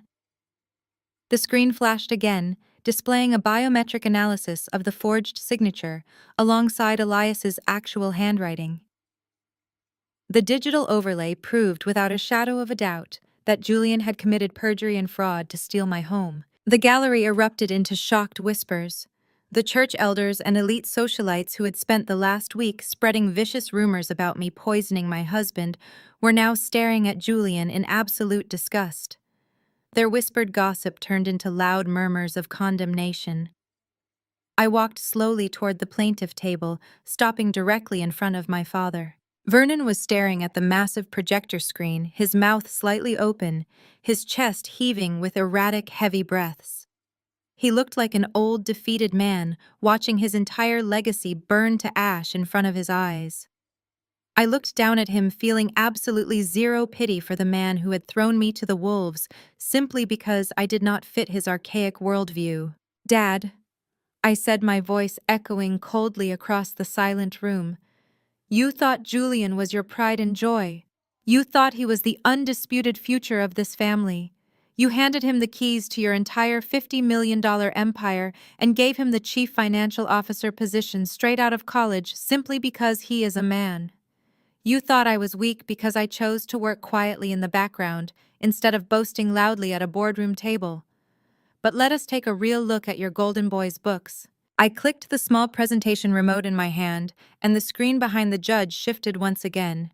This time it displayed a massive, sprawling flowchart of international banking networks, shell companies, and hidden digital ledgers. The numbers glowing in bright red were absolutely staggering. I explained to my father and the entire court that his perfect son had not just stolen a mere $150,000. That was just the incredibly sloppy mistake that caught Elias's attention. I pointed to the glowing red numbers on the screen detailing the systemic destruction of Vernon's life work. I revealed that over the past 4 years, Julian had systematically embezzled over $4 million from the family logistics company. A collective gasp echoed through the room. I explained that Julian had quietly drained the corporate reserve accounts and falsified the quarterly earnings reports to pay off a massive string of underground gambling syndicates. Julian had been losing millions betting on offshore sports and illegal card games, and he used his father's company as his own personal piggy bank to keep the violent bookies from breaking his legs. Vernon's face turned a sickening shade of gray. The blood drained completely from his cheeks, leaving him looking like a ghost. He reached up with a trembling hand and clutched his chest, his thick fingers gripping the fabric of his expensive bespoke suit. He looked at Julian in absolute sheer horror. His golden child, his perfect heir, had secretly hollowed out the family business and left it rotting from the inside out. Vernon realized in that agonizing moment that everything he had built was already gone stolen by the son he had worshipped. Julian could not even make eye contact with our father. He sat slumped in his chair, staring blankly at the polished granite table, his breathing shallow and panicked. He knew his life was effectively over. He knew he was going to federal prison for a very long time. But I was not done. The embezzlement was just a financial crime, a simple matter of a greedy son stealing from a blind father. I needed to deliver the final killing blow. I looked at Julian, watching him tremble, and then looked back up to the judge.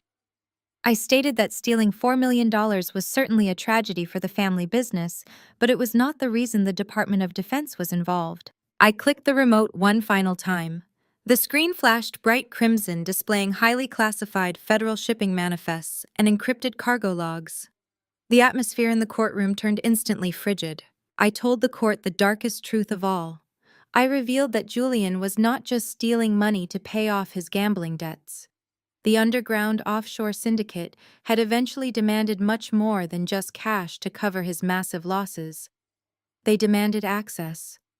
I pointed to the classified transport logs on the screen and explained that Julian was actively using the company's secure government transport contracts to smuggle millions of dollars in illicit cartel cash across international borders.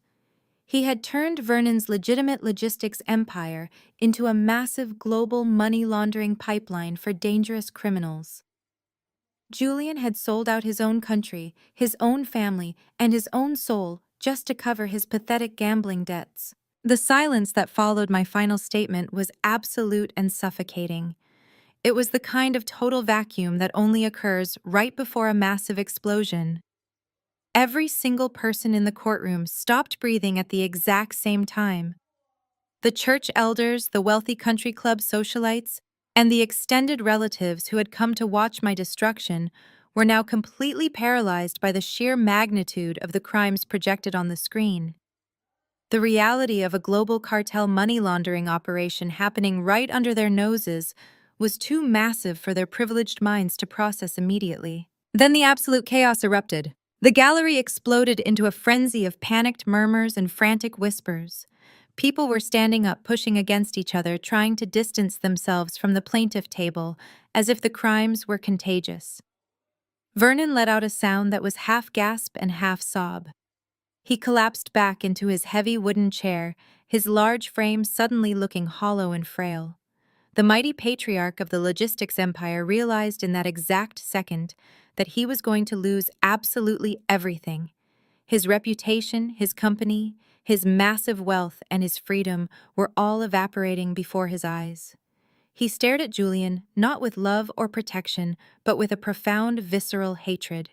Julian had not just stolen money, he had invited the most dangerous syndicates in the world into their family business. Julian was hyperventilating, his chest heaving as he frantically looked around the room for an exit. He looked at the heavy wooden doors at the back of the courtroom, but the 4 armed federal marshals stood like stone statues blocking any chance of escape. Julian turned to his father, reaching out a trembling hand, pleading for Vernon to do something to fix this. Vernon simply turned his head away, refusing to even look at the son who had just destroyed their entire bloodline.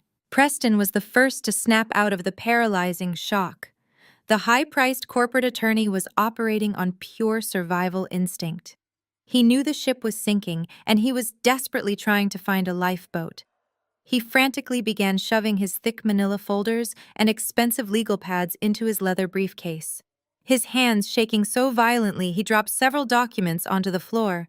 He did not even bother picking them up. Preston stood up his chair, scraping loudly against the polished wood. He looked up at Judge Morrison and stammered out a frantic legal declaration. Preston stated for the official court record that his law firm had absolutely no knowledge of any illicit activities or money laundering operations.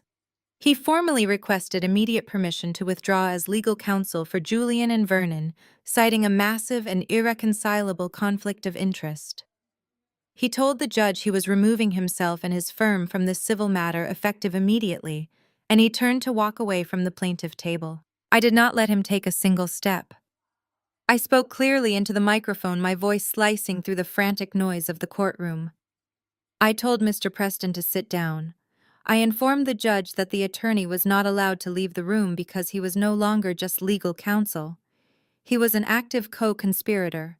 Preston froze his face, turning a sickly shade of white. He slowly turned around to face me, his eyes wide with terror.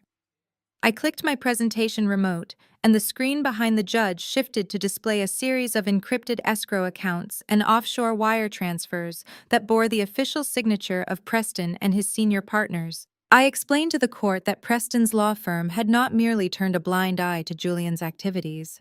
They had actively facilitated the money laundering by routing the illicit cartel cash through their own heavily protected corporate escrow accounts.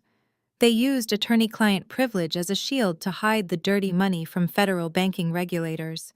I stated that 20 minutes ago, a separate federal strike team had executed a raid on Preston's downtown law offices. I told him that his servers were currently being seized, his partners were in federal custody, and his firm was officially indicted under the Racketeer Influence and Corrupt Organizations Act. Preston dropped his expensive leather briefcase. It hit the hardwood floor with a heavy thud, bursting open and spilling legal documents everywhere. His knees buckled and he sank back into his chair, burying his face in his trembling hands.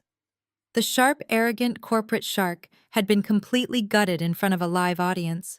The panic at the plaintiff table was now reaching a fever pitch. Claire had been sitting frozen next to her mother-in-law, her perfectly manicured hands gripping the edge of the table. She was wearing a designer dress that cost more than my first car, and her wrists were heavy with diamond bracelets bought with dirty cartel money. The reality of her situation was finally crashing through her thick layer of entitlement.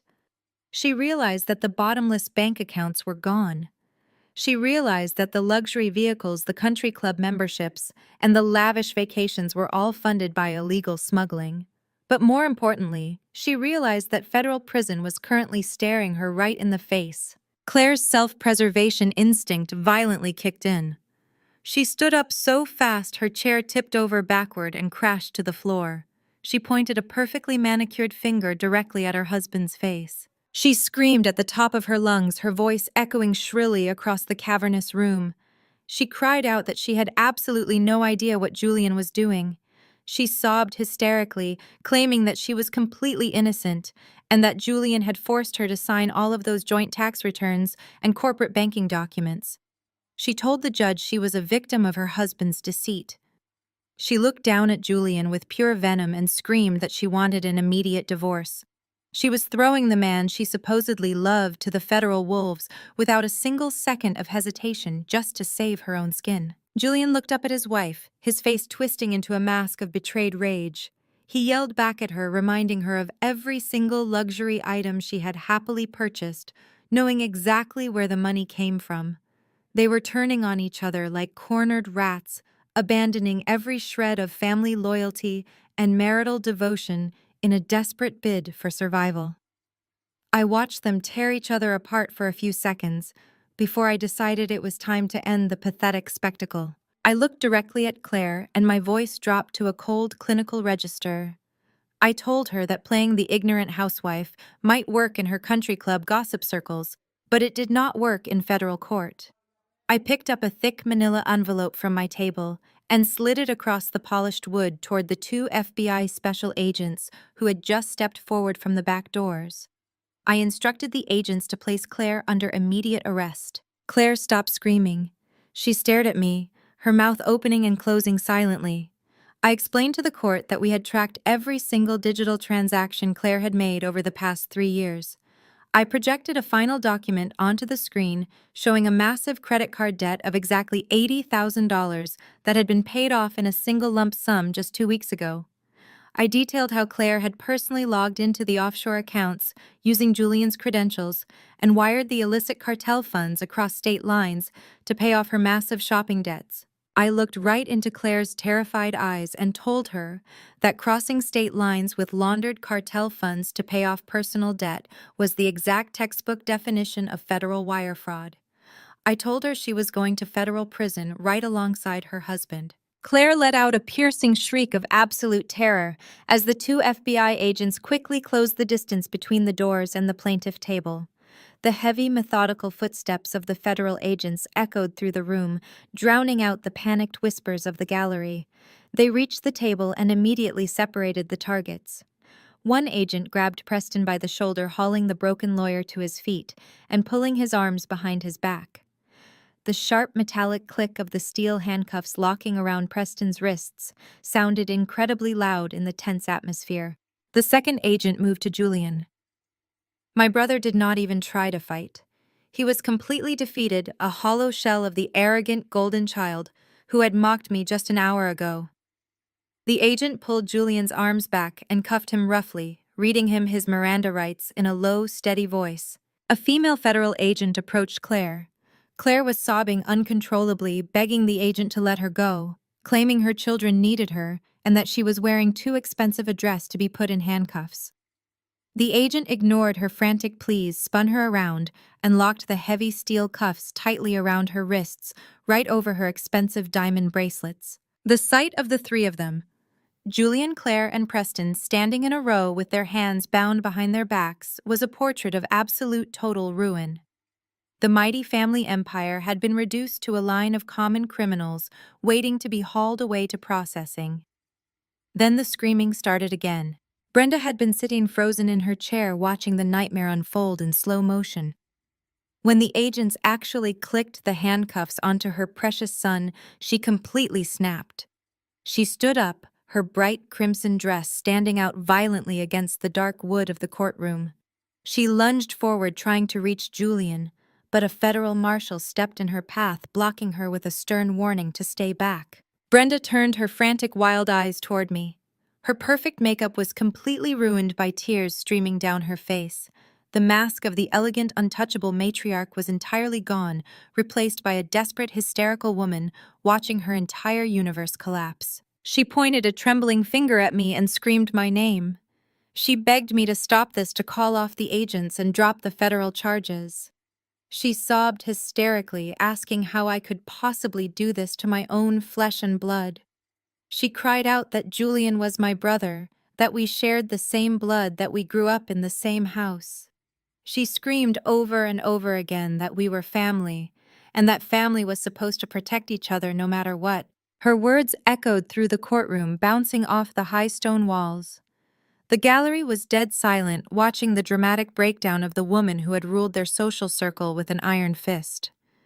Vernon sat completely motionless in his chair, staring blankly at the floor, unable to even look at his wife or his arrested son. I stood perfectly still behind the defendant table. I looked at the heavy gold federal badge pinned to my tailored lapel, and then I looked up at the woman who had birthed me. I thought about the months of psychological torture she had put me through.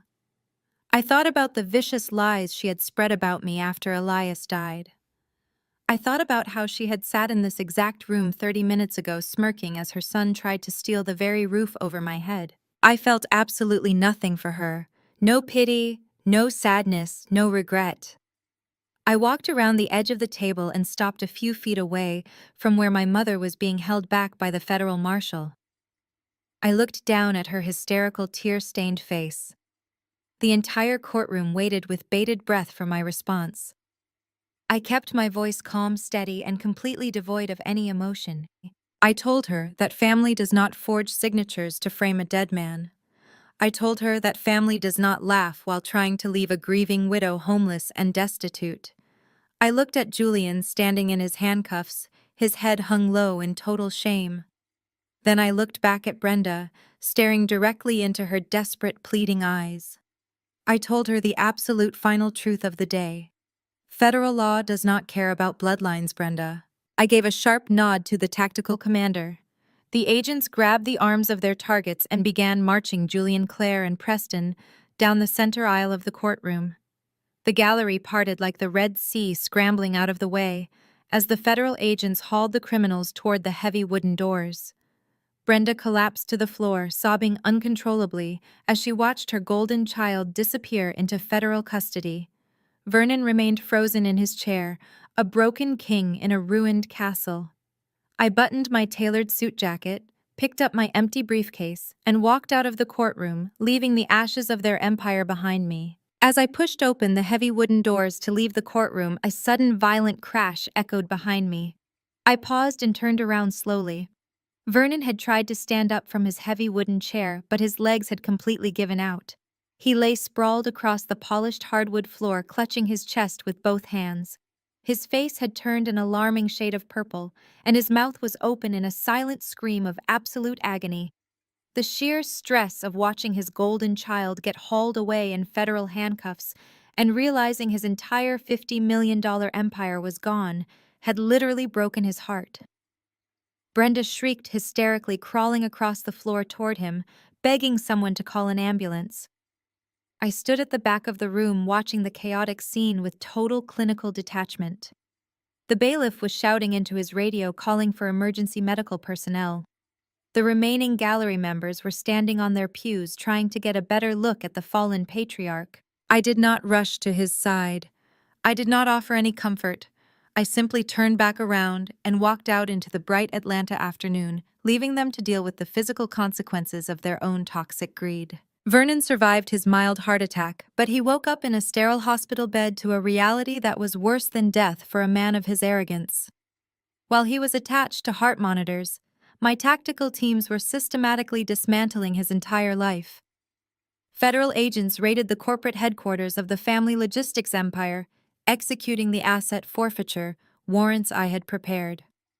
They ordered every employee out of the building and placed heavy steel padlocks on the glass doors.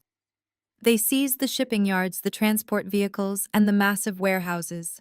Every single bank account tied to Vernon Brenda Julian and the company was permanently frozen and drained into federal holding accounts. Under federal asset forfeiture laws, property used to facilitate international money laundering is immediately seized by the government. Vernon had legally bound himself to Julian's actions on the sworn deposition transcript, entirely authorizing his son's financial architecture. Because of that arrogant legal maneuvering, Vernon lost everything he had spent 40 years building. His legacy was completely erased in a single afternoon. 6 months later, the harsh reality of their new world order had permanently settled in. Brenda and Vernon were forced to vacate their sprawling multi-million-dollar suburban mansion. They now lived in a tiny rundown 2-bedroom apartment on the gritty outskirts of the city.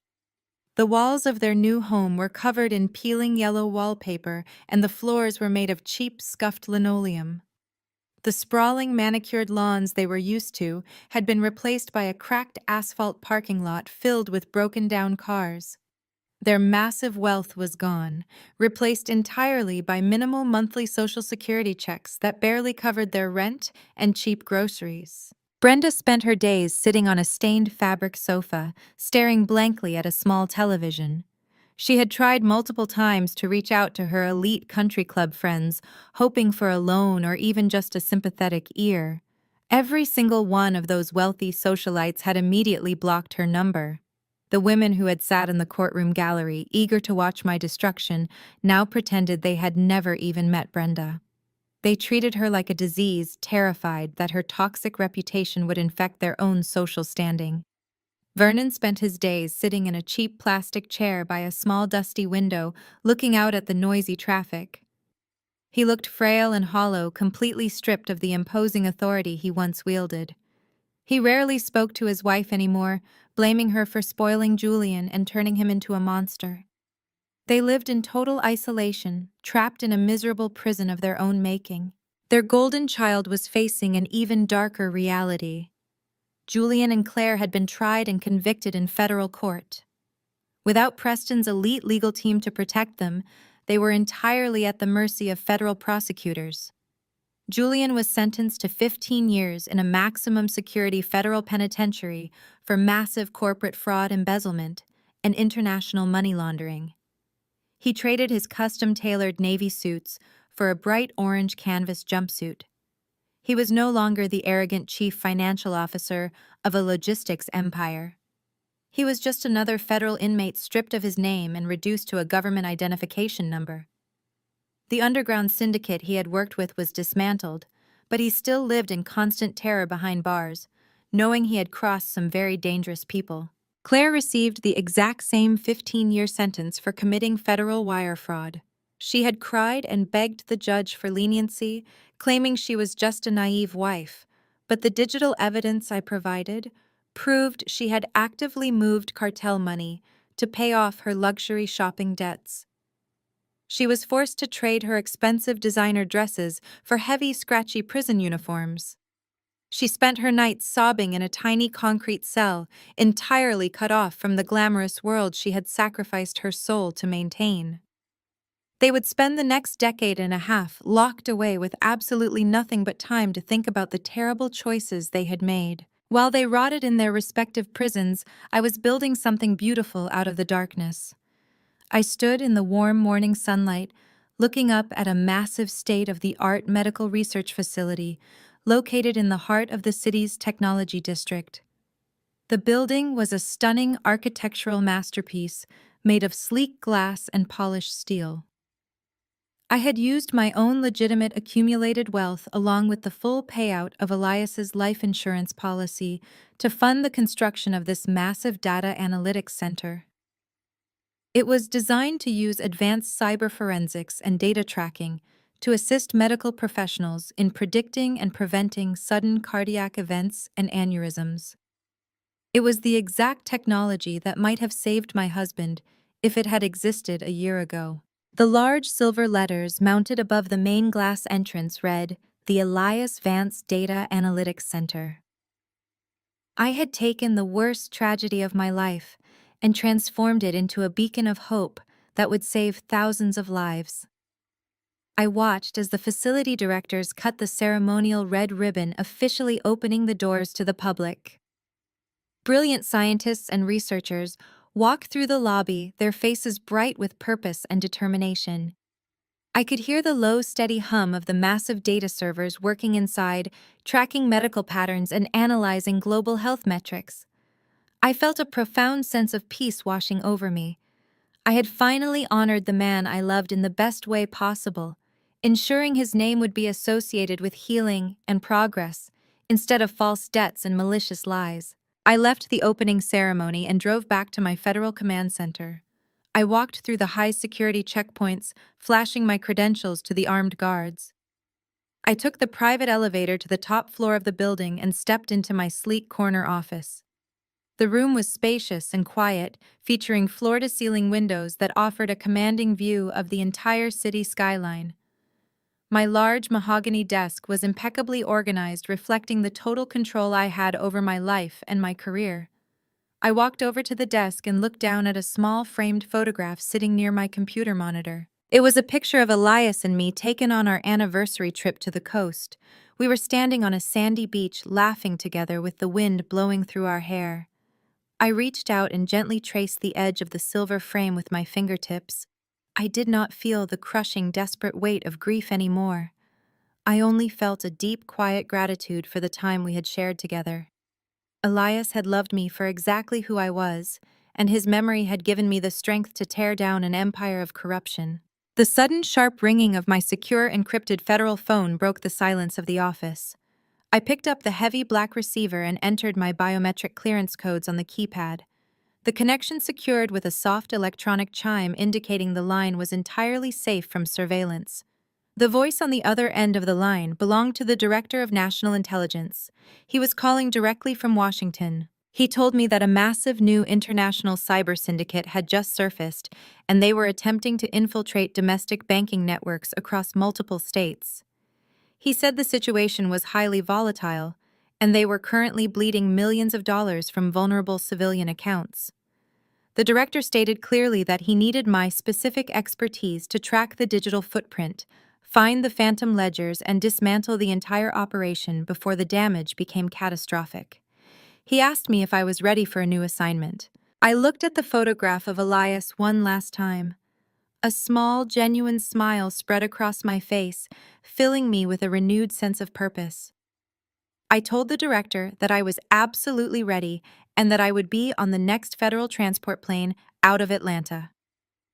I placed the phone back on the receiver with a definitive click. I grabbed my heavy tailored federal coat from the back of my leather chair and slipped it on over my shoulders. I smoothed out the fabric and adjusted my collar. I walked toward the heavy glass doors of my office, feeling the absolute solid weight of the gold badge pinned to my lapel. I was no longer the frightened widow hiding in the shadows playing the role of a helpless victim. I was a senior federal director respected by my peers, feared by my enemies, and finally completely free. True power does not come from loud intimidation, but from quiet preparation and the relentless pursuit of truth. The story teaches us that toxic family dynamics and greed will ultimately collapse under their own weight when faced with undeniable facts. Standing up to abuse requires immense patience, strategy, and the courage to sever ties with those who prioritize their ego over genuine love. Your worth is never defined by people who try to break you down. Have you ever walked away from a toxic environment? Share your journey in the comments below and subscribe for more stories of real empowerment.